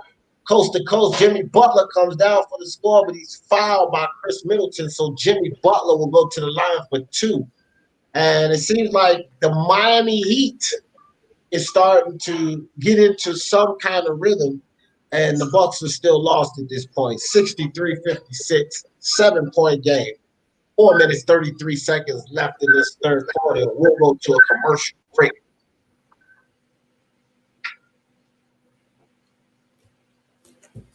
All right, guys, 63. I didn't even know if you was there, Lewis. I thought you went to the bathroom or something. Oh, no. The thing is that it's been kind of freezing over here, kind of lagging. I don't know what's going on, but hopefully it's all good. But oh, okay. I can hear you pretty good. All right, Jay says Thursday can't come quick enough, and he's talking about his football. Brandon says, man, you ain't lying. I actually found myself yelling at my TV screen when I see that bullcrap. Yeah. It's a whole new era. Middleton is not that bright, my guy. You are not James Harden. Bro, be yourself. I agree, Jake. Brandon says, mind you, I started watching B-ball 2 years ago, so correct me if I'm wrong, but wasn't Bud coaching the first seeded Hawks that got swept in the 2015 Eastern Conference Finals? Yep, we were just talking about that. That's correct. Brandon Nicholson, he likes to study. I can see that right now. Because if you've been watching ball for 2 years, man, I've heard you bring up some points that, I'm like, okay, he's studying this game, history of it and everything.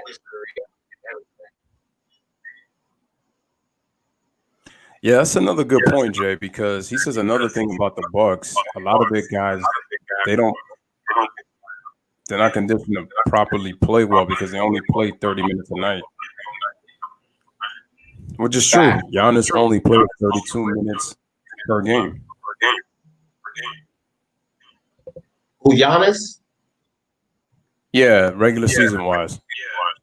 Yeah. Well, he started to pull up because in the bubble and everything, I think he was averaging he had the most minutes. He was averaging 40 minutes. Like he was in there for some reason. I just read the stats on him not too long ago. So. But yeah, during the season, I agree with that. These guys gotta shape up, man. Tone up, get some jogging done in the morning or something. But they gotta build that stamina, increase that endurance, especially when you're talking about going into the third round in the finals of the playoffs, because it's no breaks.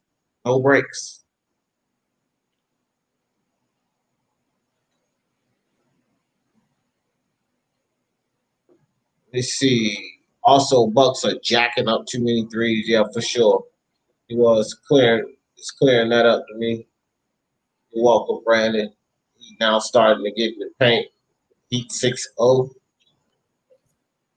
Yep. Scoreless Bucks. And it's scoreless for over 5 minutes now. Makes no sense. They got to put the ball on the floor, get to the paint. My man, Soccer Training Club in the building. Soccer Training Club. Says D, correct me if I'm wrong. A month ago when I was talking Lakers, you said watch out for Milwaukee's.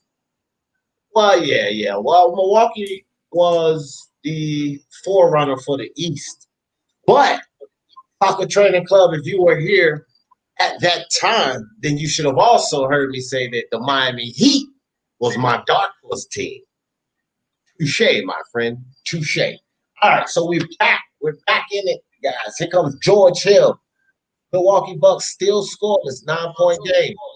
Chris Middleton with the ball. And Williams for the three, and Williams can't hit. So still putting up the three, still missing shots. Tyler Hero comes down with the ball, gives it to Jay Crowder. Jay Crowder over to Kelly Olynyk, back to Tyler Hero. DiVincenzo on the defense, good defense by DiVincenzo. Kelly Olynyk over the top, but looks like offensive foul.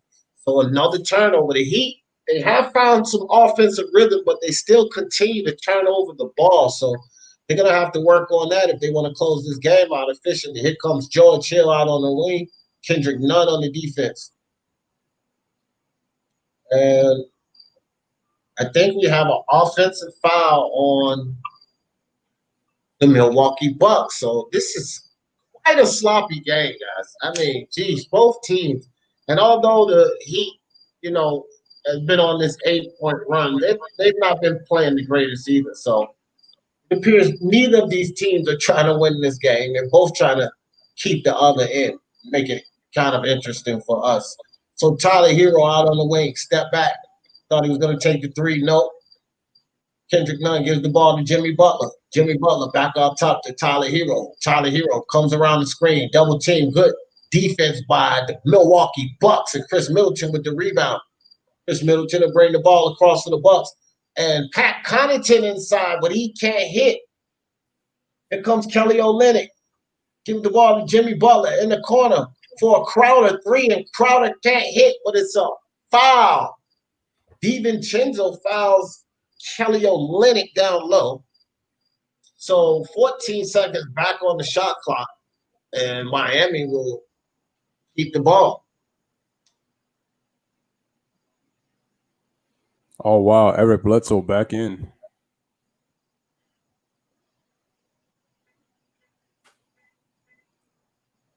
Yeah, I feel you, Brandon.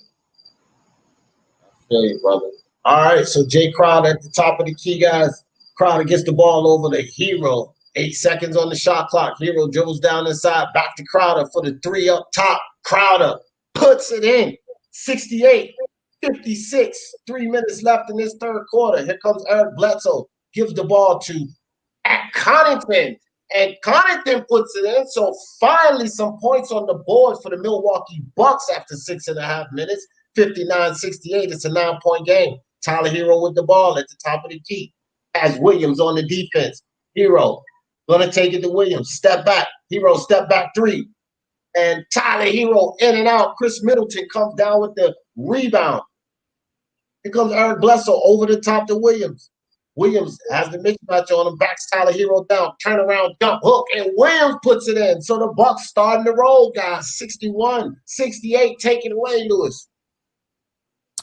All right, George Hill with the ball. Gives it to Chris Middleton. Chris Middleton gets into the paint, lays it up with the left hand, blocking foul, +1. And Chris Middleton finally takes it to the basket in transition and now has a chance for a three-point play. 68-63 is the score.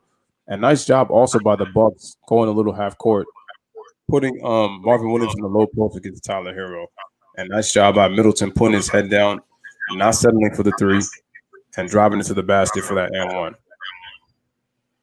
Keys to victory, guys. Keys to victory. Lewis and I always give them to you. You cook up the stats. I give you the keys to victory at the halftime. The Bucks must have been listening in on Basketball Live with Lewis and D because they're doing it, taking it to the rack, getting back in this game. Chris Middleton misses the second free throw, but it's a 5-point game. Here comes the Miami Heat, and Heat calls a timeout. Spoelstra wants to talk about it.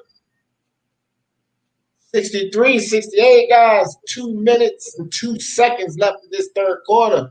When we off to a commercial break.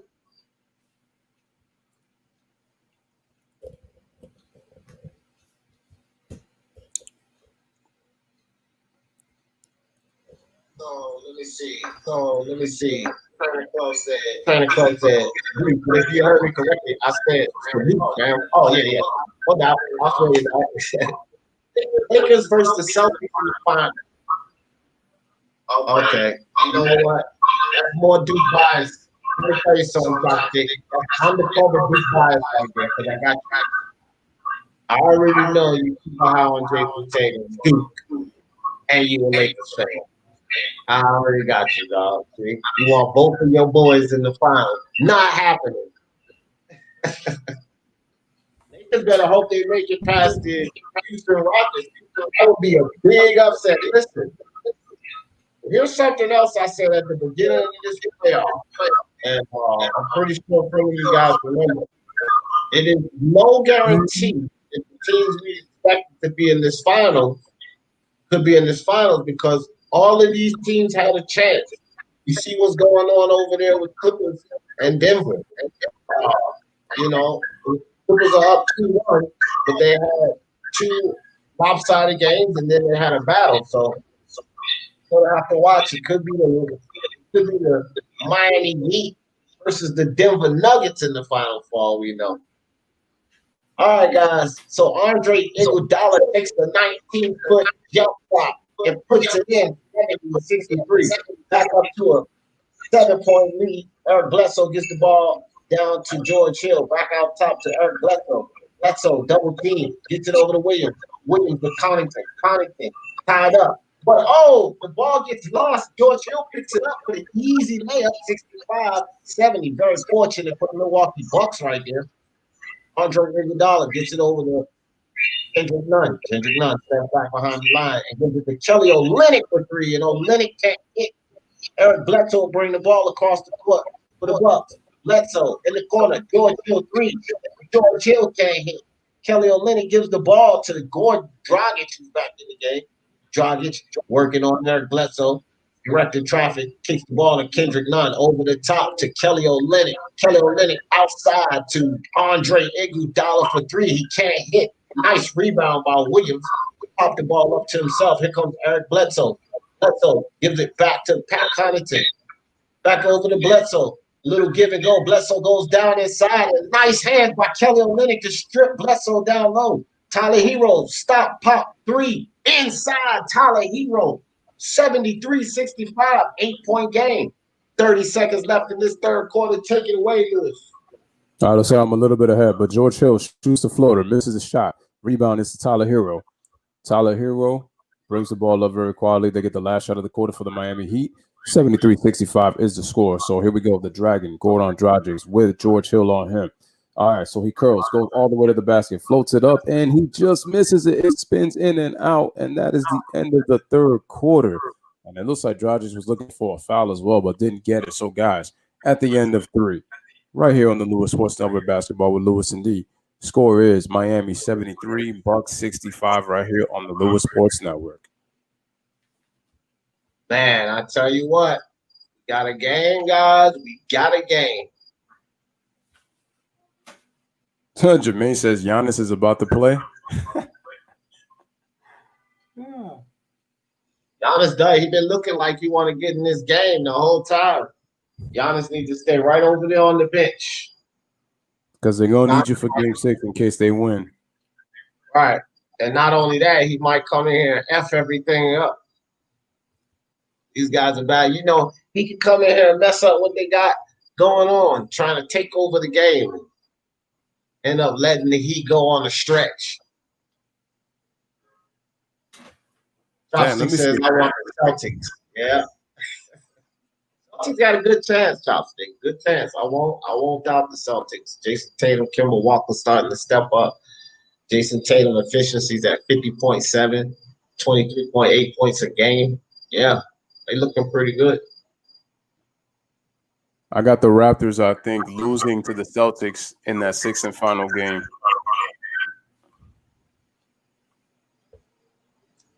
Yeah, man. You know what, Lewis?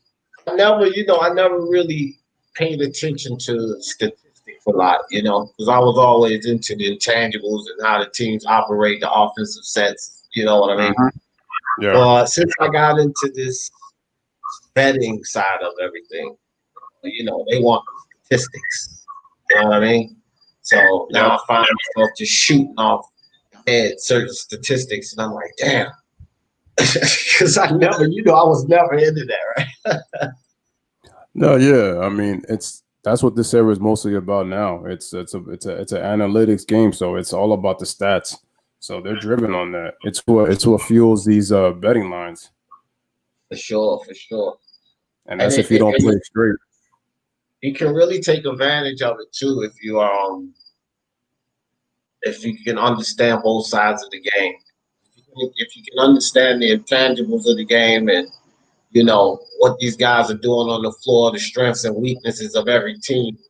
Stats don't always tell the story. You got a lot of games where one team completely controlled the stats, but one stat changed the game: turnovers.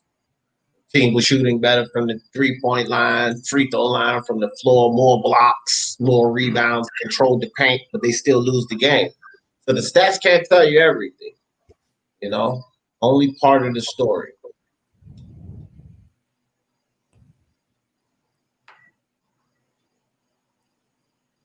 All right, guys, we're getting started for the fourth quarter. Looks like Miami Heat is going to get the ball to end this game because they did win the opening tip. And how many wrestling leagues do they have now? Jeez. A lot. I know. Oh, my God.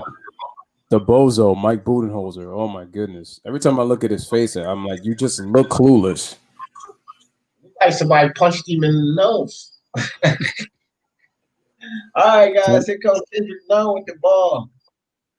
Gets it over to Iguodala, and Iguodala gives the ball away. Eric Bledsoe comes up the court full steam ahead, and Brook Lopez for the dunk inside. Nice pass ball, Bledsoe. Looks like he was losing control, but he caught a trailing Brook Lopez for the dunk inside. Kelly Olynyk with the ball up top, gives it to Tyler Hero. Tyler Hero dribbles around Olynyk, shoots it outside to Gordon Dragic, back down to Kelly Olynyk, working on Middleton. Olynyk, nice slow move to get the score inside. Good patience by Kelly Olynyk, 75-67, 8-point lead by the Miami Heat. Take it away, Lewis. And DiVincenzo tried a home run play, but he missed. Here comes Iguodala, goes all the way to the rack, but he overshoots the ball, so he misses. Rebound to DiVincenzo, gives it over to Eric Bledsoe.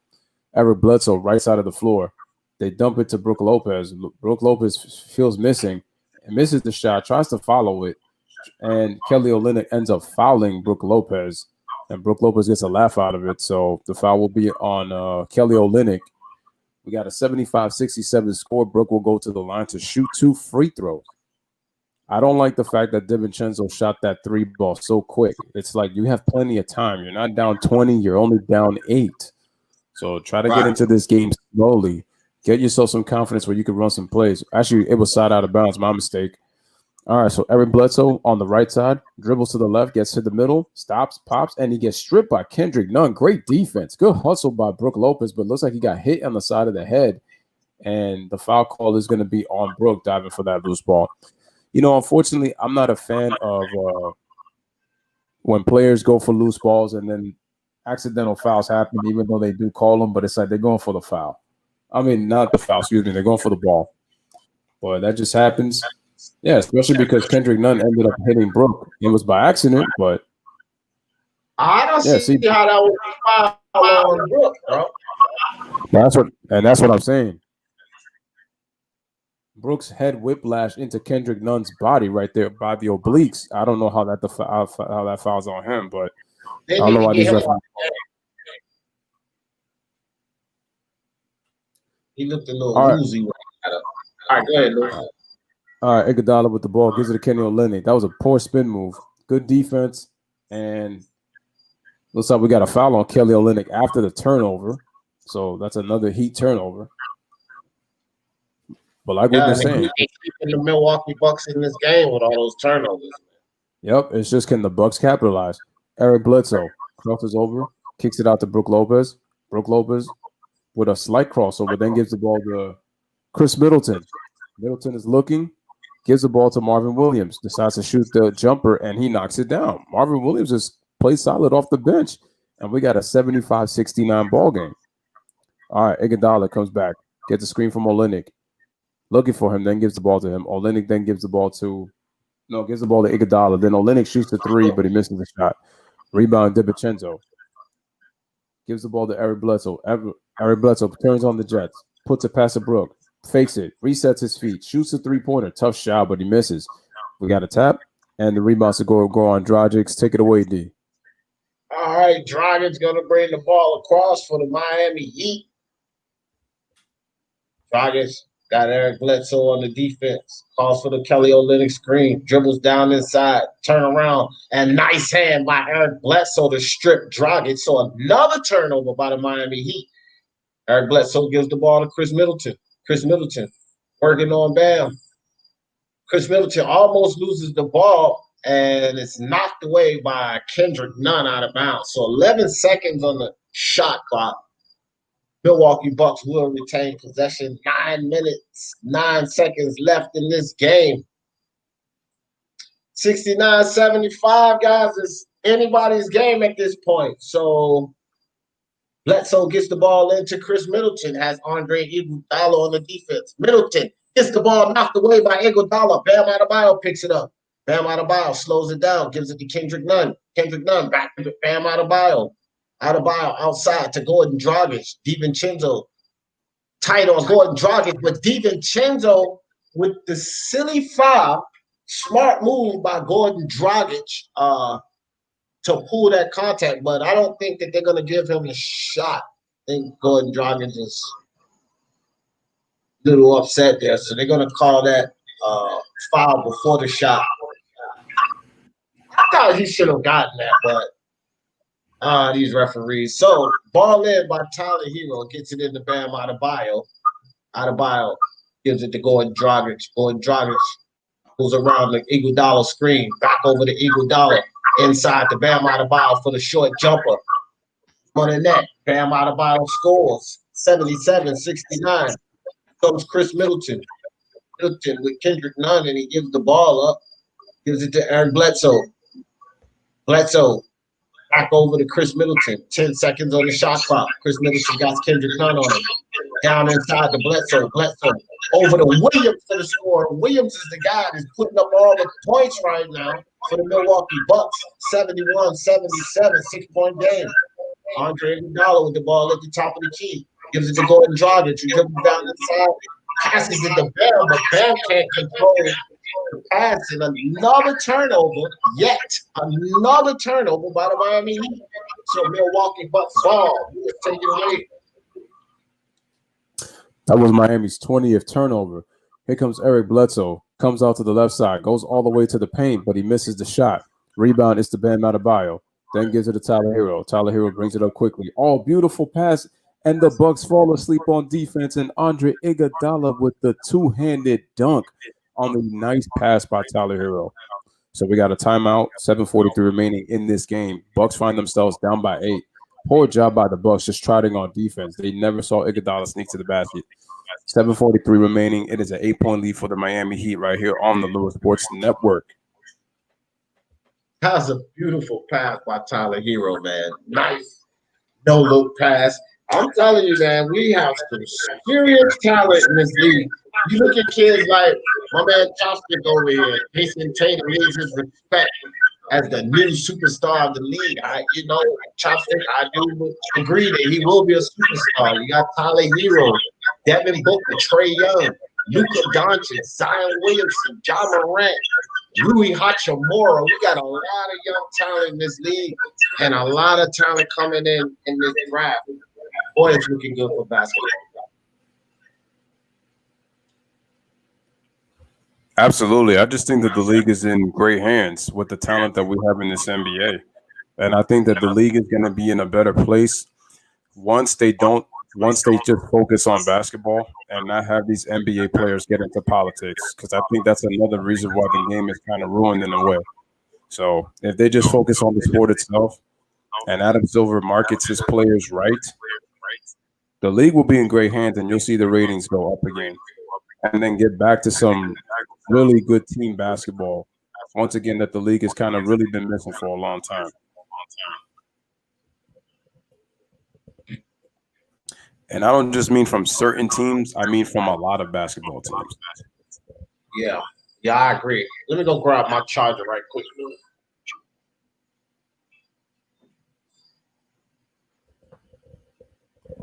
Oh yeah, Marvin was not on that 2015 Atlanta Hawks team. He was there before that. Jermaine, to answer your question, he was not on that 2015 team. I picked the Heat and Lakers to win tonight, and I'm going to stick with my picks. I don't wait till the game is over to make predictions. Well, we kind of talked about it, so that's right, G-Money. Stay confident in your picks. All right. Yes. 20 turnovers is a lot. Yeah, but that 2015 Hawks team wasn't going anywhere, honestly. That was a poor man's team. They really they didn't have a superstar. A good defensive team, but I knew once that was going to happen. They ran into the star power of LeBron and Kyrie. That was just a bad matchup for the Hawks. That's the part of it, Lou, but the other part is the product sucks. Oh, that too.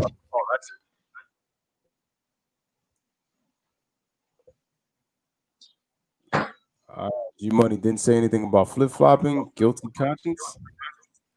What do you mean? I said I made my predictions before the game. Tatum, Walker, Brown remind me of the young OKC, Durant, Westbrook, Harden need time to mature. I don't disagree with that soccer training club. Daniel Tice has been putting in work. Yeah, that's a fact, Top Stick. All right, we got guys.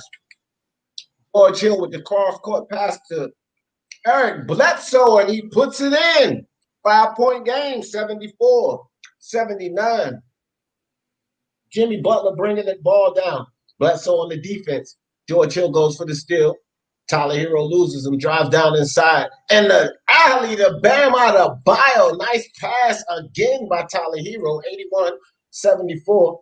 Chris Middleton with the ball out on the wing. Middleton goes around the Brook Lopez screen and gets the ball over to Williams. Williams back to George Hill. George Hill outside of the three-point line. 9 seconds to shoot. Over the top to Williams. Williams working on Tyler Hero. Backing him down. Short jump hook. Williams can't hit, but he gets his own rebound. Kicks it back outside to Chris Middleton. Chris Middleton steps back for the three, and he can't hit. Brook Lopez smacks it out to Eric Bledsoe. Bledsoe across court to George Hill. Thought about the three. Gave it to Williams. Back outside to Middleton. Middleton with a crazy shot inside. And Iguodala comes down with the rebound from the Miami Heat. Jimmy Butler back in the game. Kicks it outside to Bam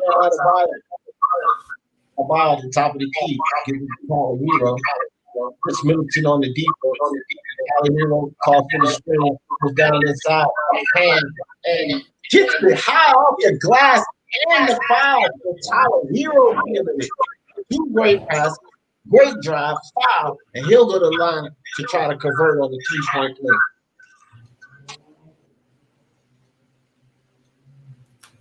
Yeah, nice play by Tyler Hero. Getting in there, being able to score for that and one. I still think the Heat look a little bit tight, but they're starting to pull away a little bit. So if I'm the Heat, I kind of methodically take the Bucks out in the last couple of minutes because we want to run clock. Yeah, definitely that. All right, go ahead, Lewis. Oh no doubt. All right, so Middleton on the Marvin Williams on the offensive rebound. He scores. Marvin Williams has played well. Where would the Bucks be at without his play? 84-76 is the score. Jimmy Butler with the rock.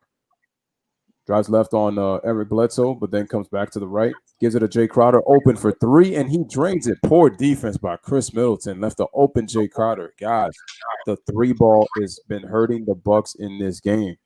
Miami up to 49% from the field. Bucks at 35%. Chris Middleton with the ball. Goes, spin moves, takes a tough shot, and he draws a foul.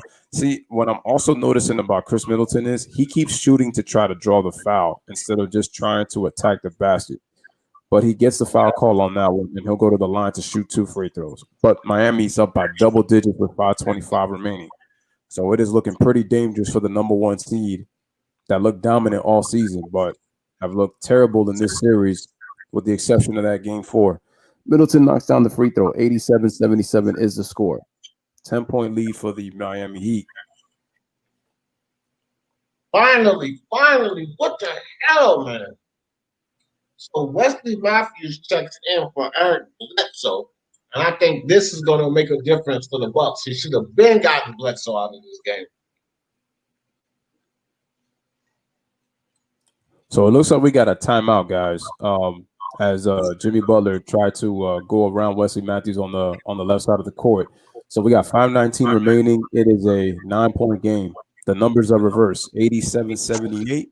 Miami up by 9 right here on the Lewis Sports Network. Basketball with Lewis and D. Hey, Lewis, did you notice Wesley Matthews checked in right before they called that timeout? He smacked the ball away from Jimmy Butler. Yep. See, and this is what I'm saying. Like, what was this coach thinking? Eric Bledsoe wasn't doing nothing in there. He was doing a little defense, but he was screwing up. I mean, he hit that 3-pointer, but I think it was time for Eric Bledsoe to come off the floor about 2 minutes ago. You know, the thing is, the crazy part is I just don't know if I would have left him for the rest of the game. I know he's playing good defense, but the Bucks are struggling to score the basketball. So unless if they could just do some kind of rotation where they could have him and Wesley Matthews play at one time, but I would rather go with George Hill because I feel like he would be more reliable than Eric Bledsoe at this point in the game. So I'm just like, if you're Mike Budenholzer, I really don't know why you still having Eric Bledsoe out there because he really has not been a factor in this game at all, like at all. At all. And George Hill is going to be, I think he's going to make better decisions with the ball.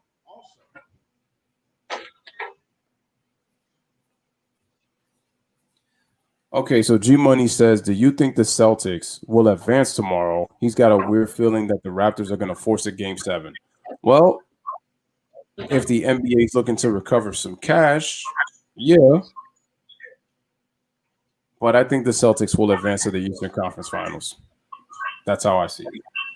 Yeah, I got to look at that game tomorrow morning. I'm going to do the prediction show. I don't know, man. I got to look at some things on that game because Toronto Raptors can definitely force a Game 7, and they're going to be coming out high intensity, and that's what worries me about these Celtics. The last time they got in a comfortable position, they started cruising a little bit. You see that sometimes with these teams. They get a little overconfident. They feel like they got it. Raptors have been a resilient team all season, before the bubble, after the bubble.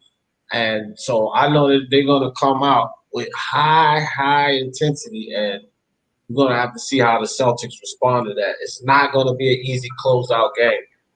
You know, Raptors are playing to stay alive. He's speaking facts. And Alistair, if you're out there listening, I need you to hear this. If your Raptors lose tomorrow, you can't talk crap about Kawhi Leonard ever again. Not ever. Facts, bro. The ultimate Kawhi Leonard hater. Jay says, before we get back to action, Tyler Hero's been huge with his 14 points. He says, D and Lou, how do you feel about AP with the Detroit Lions? I'll let you answer that one first. What do you think about Adrian Peterson getting cut by the Red Washington and then getting signed by the Lions? I don't think he's going downhill, man. I mean, he's had his career, so we got a steal by Wesley Matthews. Sorry, but yeah, I don't think that's going to make any difference with AB. All right, so here we go, man. Chris Middleton with the lob.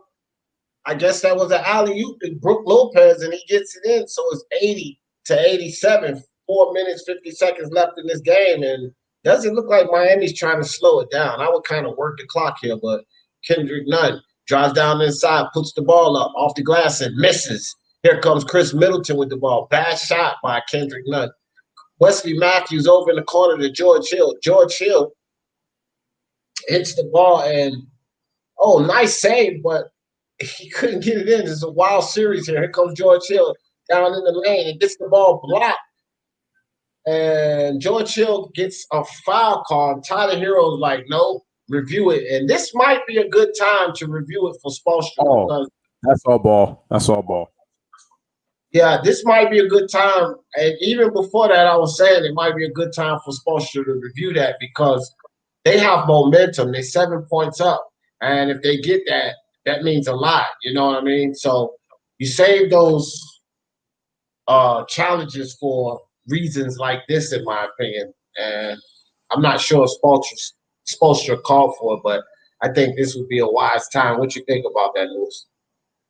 Remember, D, what I said in the first half when Wesley Matthews was looking to try to get a call? I think it was DiVincenzo, and I said, why would you waste it in the first quarter when you could use it in the fourth quarter? And look at the score right now. And Tyler Hill was saying to check it out. At this point in the game, it's more useful to use it at this point. So it's more smarter to do that. So that's why I said it's better to save it when you could really use it, because it could give you the advantage, because like you said, it's about momentum. And that's when really you should use it, in my personal opinion. In a close game. Oh, okay.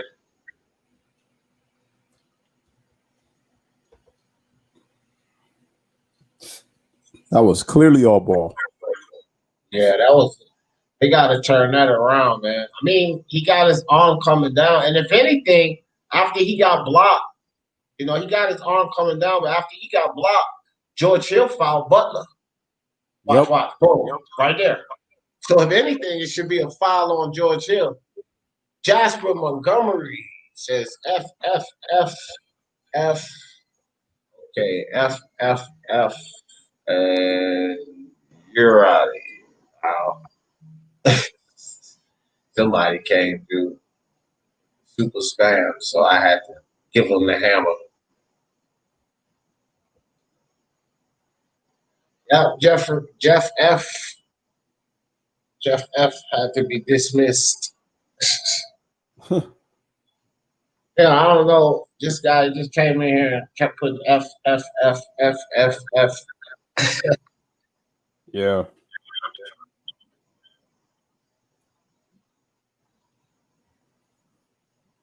So they're reviewing the play now, guys. 4 minutes, 25 seconds left in this game.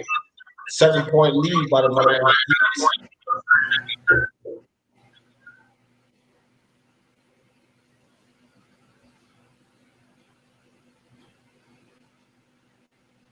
So they call him a jump ball.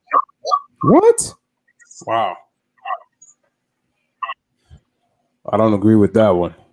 Probably some BS. I don't know. That sounds like a BS reason, because that was clearly all ball by Tyler Hero. Anyway, the ball. Wait, do we have a foul? Yep, we got a foul. There you go. The ball don't lie. Foul on Brook Lopez. Milwaukee Bucks. Wow. So Lopez fouls on the jump ball.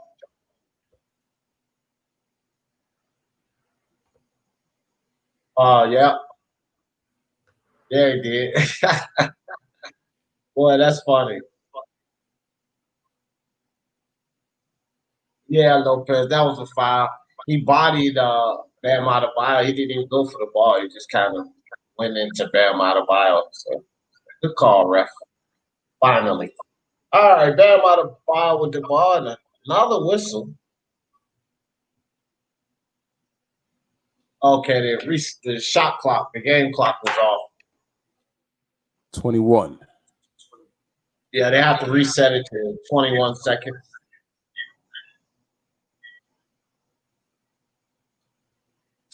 All right. Bam Adebayo gets the ball to Jimmy Butler. Jimmy Butler with Wesley Matthews on the defense. And Matthews goes around the screen. Jimmy Butler back to Adebayo. And Adebayo can't get it. Chris Middleton gets it into George Hill. George Hill out on the wing gives it to Chris Middleton. Chris Middleton, is that Bledsoe back in? It is Bledsoe back in the game. Chris Middleton pulled step back jumper, bottom of the net. Middleton hits it back down to a 5-point game. 3 minutes and 45 seconds left. Middleton came alive in the last game at this point. Dragic goes down inside, gets the ball back out to Tyler Hero. Tyler Hero rifles it over to Dragic, but a good hand by Eric Bledsoe to get the ball out of bounds. So they give Eric Bledsoe slight rest, and then they exchange him for DiVincenzo. So Bledsoe back in the game. 87-82. 3 minutes, 36 seconds left. 5-point lead, and they're going back to a commercial break. All these damn commercials, they're getting out of hand. But speaking of Chris Middleton, if you guys watched the last game, it was around this time, probably a little more time left on the clock. You know, maybe 4 minutes and some change. But Chris Middleton started to take off. So is he going to feel it again? Are we going to see a part 2 of what Chris Middleton gave us and the heroic comeback? I heard a lot of guys that were doing the predictions say that there's no way Chris Middleton can play like that again. We shall see here. It's still a game, only 5 points, and that's too much time on the clock. So we shall see. Can Chris Middleton save the day? Give Giannis Antetokounmpo one more chance? Well, we're going to find out. With 3:36 remaining, 87-82 is the score. What do you think, D? Do you like last year's Bucks or do you like this year's Bucks? Or we'll answer that in a bit on the next dead whistle. All right, Tyler Hero with the ball. Gives the ball to go on Dragic. Dragic drives to the middle, puts it up on the soft shot, and he gets the roll. 89-82 is the score. Eric Bledsoe inbounds the ball to Chris Middleton. Chris Middleton, left side of the court. Matthews, DiVincenzo, Bledsoe, Middleton, and Lopez. Middleton gets the ball, shoots a three-pointer, knocks it down, and guys, just like that, it's a 4-point game. Chris Middleton trying to do his heroics once again, 89-85. Here comes Goran Dragic with the basketball, brings it on up. Being guarded by Eric Bledsoe. Tyler Hero tries to set a screen. All right, here comes Goran Dragic, gives it to Tyler Hero, then gets it to Bam Adebayo, gives it right back to Goran Dragic. Goran crosses over, gets in the middle, gets to his spot, takes a step back, too strong, rebound, Chris Middleton. Here come the Bucks. Middleton takes it, turns on the jet, goes for the layup, but he misses the shot. Did not get a foul call. Here comes Jay Crowder, slowly brings it up, gives it to Goran Dragic. All right, so he's starting to hold it for Miami. You want to run the clock a little bit. Goran Dragic. Get yourself a good shot. 7 on the shot clock. Get the screen from Jimmy Butler. Bounce past the Butler. Butler takes it to the basket, and he draws the foul on Brook Lopez. Brook wants to have a look at it to see if that was all ball. That might be a foul, but we're going to have to check the replay on that one.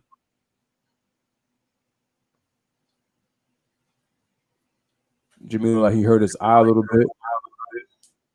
Let's see if they're going to review that. Nah, the follow through. Oh, come on, Lopez. You better hope. See, you know what? It started out good, but it was the follow through with the hand right in the face.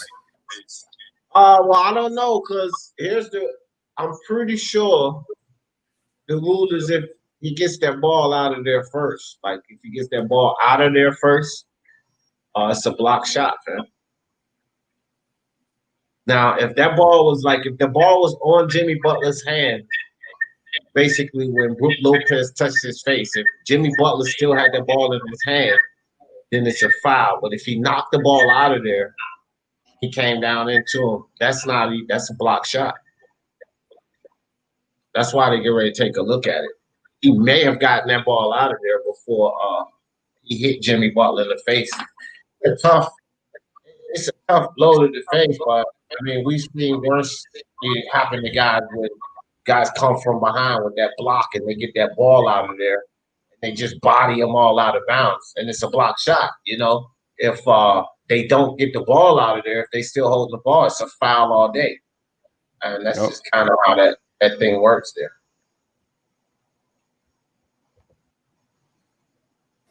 All right, Jay says Bud is not enough to get you to the postseason, but he's Mike D'Antoni in the East in the playoffs. He should be better though. Jay says that's a good call. He could get Giannis in the better position to score someone like Chris Paul. Yeah, see, he got Jimmy Butler. Look, boom, hands, neck, all that before that ball got away. If he'd have popped the ball out and then did all of that, then he would have been good. But look, boom, see, bodied him, all of that.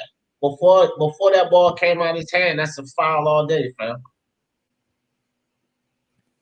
All right, man. 90-85 is a score. Jimmy Butler at the free throw line knocks down the first free throw. So it's a 5-point game, ladies and gentlemen. 90-85 is the score. Here's Jimmy's second free throw attempt. It is good. 91-85 is the score. 2:16 left in this game. Can the Bucks find a way to tie this game and not take the lead? Do they have one more run? Here we go. Eric Bledsoe with the basketball. Drives left. Has to stop. Lobs it to Brook Lopez for the dunk. Nice lob pass right there. 91-87. Take it away, D. Under 2 minutes remaining. That's what you need. Good 2-point score. You don't have to go for the gusto. Still time on the clock. Here comes Gordon Dragic. Eric Bledsoe on the defense. Gordon Dragic goes around the Jimmy Butler screen. Stays behind. He switches on defense. That's not a good switch. He gets rid of the ball. And it's a foul on Eric Bledsoe. I think the Bucks are in the penalty. Man, Brook Lopez almost fouled that out.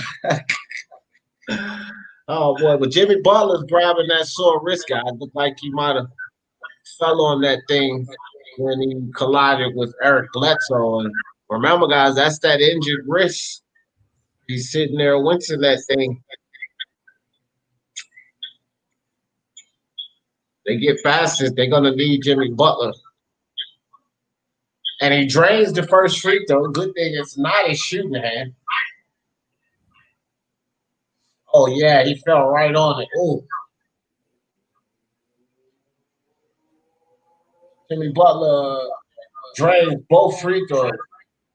We're back up to a 6-point game. Bucks still don't need a 3. Still time on the clock. You need to put points up on the board. Bledsoe almost loses the ball. Bledsoe gives it down low to Brook Lopez. Brook Lopez with the footwork and foul by Bam Adebayo going up for the shot. So Brook Lopez will go to the line for 2. And that's a good move by Milwaukee Bucks. Keep working that ball down inside. You still got plenty of time. You don't need to go for the 3. Just need to keep getting 2 points on the board. Try to get a stop. Miami have been turning the ball over, so hopefully you can get another turnover. And Lopez drains the first free throw. So it's 88-93, down to a 5-point game. So what do you think, Lewis? How's it looking?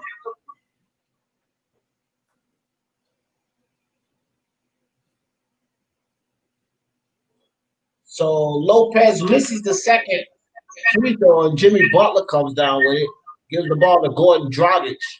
Dragic back over to Butler. Wesley Matthews on the defense. Butler. Dribbles left. Spin it around. Butler back out to Dragic. Dragic drains it. 95. 88. 7-point lead.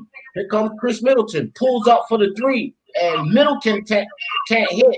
Tyler Hero comes down with the ball. Even Kenzo knocks it away. And it's off a Hero. So nice defense by DiVincenzo. And that's a forced turnover. So there it is, guys. I was talking about those turnovers. DiVincenzo calls one here. Let's see this. Yes, nice defense. But they could have called a foul, too, because he didn't hit his arm. But that's out on Tyler Hero. See if the Bucks can capitalize off this. Tyler Hero kicked at himself for that.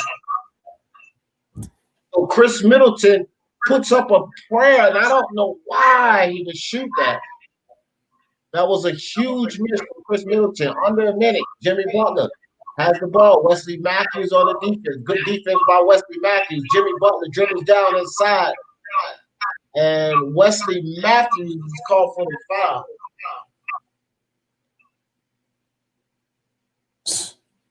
Man.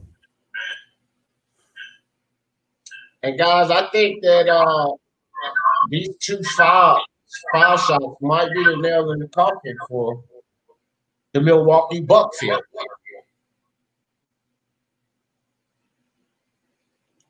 Well, first one is good, 96-88.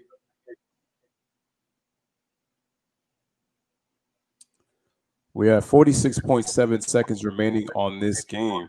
Jimmy Butler with a chance to put his team up 9 and does so. 8 for 8. Big free throws. 9-point game. But doesn't call a timeout. Here's Chris Middleton. Wanted to shoot a 3, couldn't do it. Oh, good Heat defense. Middleton. Wow. All over. Andre Iguodala on the 3, and they called a foul on Iguodala. Man, Middleton doesn't look comfortable in that situation. He's just been forcing way too much, pretty much most of this game. He went back to the Chris Middleton of the normal because he did great in the first quarter, man. But after that, he's hit some big shots. But that was a huge foul, though, man. Yeah, it was. They say his foot was on the line, so it's only 2 shots. Yep, his foot was on the line. Iguodala first got ball, but then got the rest of the hand. Yeah, well, he on his hand right there. It should be two shots, not 3. Yeah, it's 2. Yeah, that's what I was saying. I said the foul.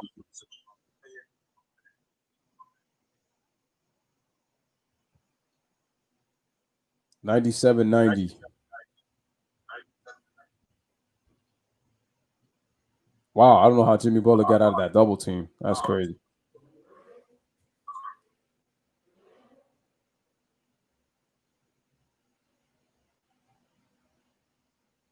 Looks like a timeout was called. So 30.3 seconds remaining. Score is 97-90. 7-point game right now. I say stick with fork and then they're done.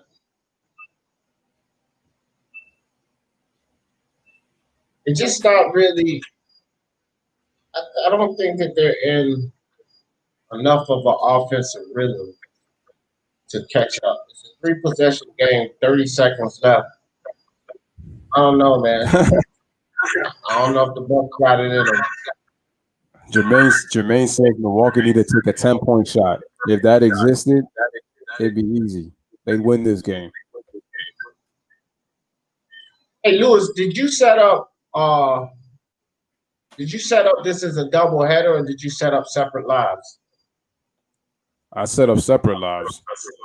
Okay, good. I did too.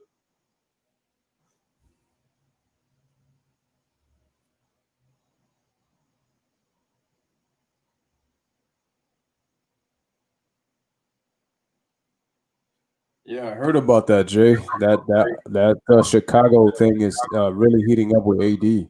I don't know why he would go there, but wow, I can't believe they didn't call that. That was an offensive foul if I ever seen that. I can't believe they didn't call that. These referees, man. Oh, wow, dog, that's terrible. He literally pushed Williams down, dude. Look. He extended his arm and everything. Yep. That is terrible. Look at this. Look. He extends his arm, fam. That's an offensive foul. And the thing is, he didn't even need to do that neither. Oh, my gosh, bro. How could the ref miss that, man? And they called the foul on Chris Middleton, and they missed that foul. Wait, that doesn't make any sense. He pushed – wow. Well, it was after because they didn't count Adebayo for the foul, so Chris Middleton fouled after that. I'm sorry, man. This is Mike Budenholzer's fault. Putting the Bucks in this position in the first place. We already know about Giannis, but But they struggled the rest of these three. Even in a close game, they really struggled.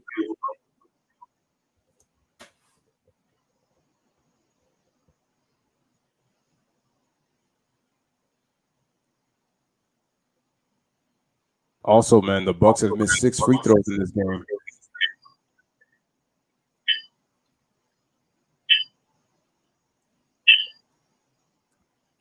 All right, 99-90, man. Bam knocks the ball. Here comes Eric Bledsoe. Bounce past to Brook. Brook shoots a shot, misses that. Offensive rebound, puts it up, puts it in. 99-92. And a quick foul by Eric Bledsoe with 18.8 seconds remaining. Yeah, man. I like a hard scrap. And I don't think that the Bucks would have come back, but I don't like to see the refs take all hope away. Can't miss a call like that, man. That would have been a huge turnover. Could have changed the complexion of the game. Jay's absolutely right. This Bucks team has a lot of holes. And I kept saying that to me, they're too finesse. They lack toughness, along with the fact they need to upgrade their point guard position because Eric Bledsoe is not it. They need a legit number 2 scorer because Chris Middleton is not it either. And Giannis still has not improved. To Golden State. If Giannis goes to Golden State, I'm going to get on Stephen A. Smith because Kevin Durant I know the circumstances were different, but why would you be pushing Giannis out of Milwaukee, but you criticize Kevin Durant for getting out of Oklahoma City, another small market team, to go join, Golden State? That's why they've been saying Toronto, Miami. Something tells me he'll be a Miami Heat.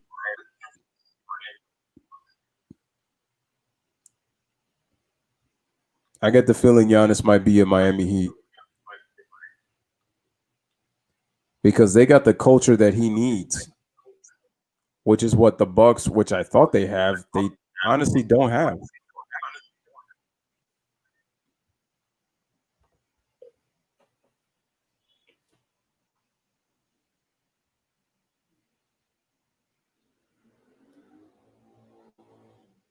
DiVincenzo makes 1 out of 2 and another foul on Jay Crowder with 11.5 seconds remaining. They're fighting it to the end. I give them that. Oh, yeah.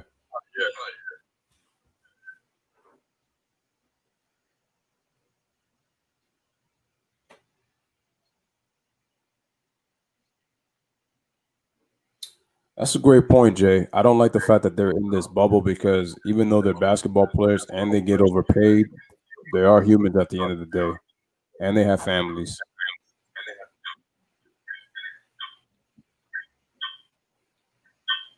So, didn't Milwaukee Bucks go into the playoffs with the best season record last season? Yes. That's twice back to back. You're the best team coming into the playoffs and you can't cash in.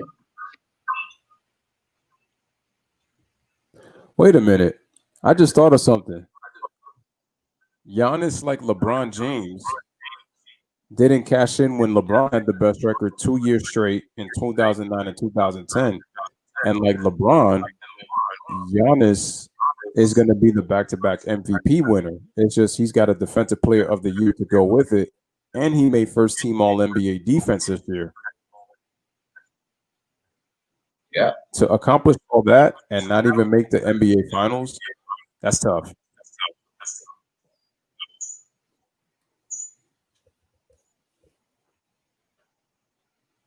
Yeah, next season starts in December. Bam knocks down the free throw. Wow, man, the Miami Heat. They weren't even predicted to be here, man. 2.2 to go. Not 103.94. Wow, it is over. Ladies and gentlemen, Miami Heat fans, you guys can celebrate.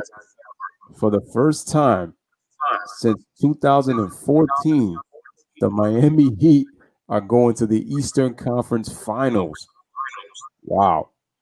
And So, how about this, guys? Steve Spoelstra loses LeBron James, Dwayne Wade retires, Ray Allen, Chris Bosh.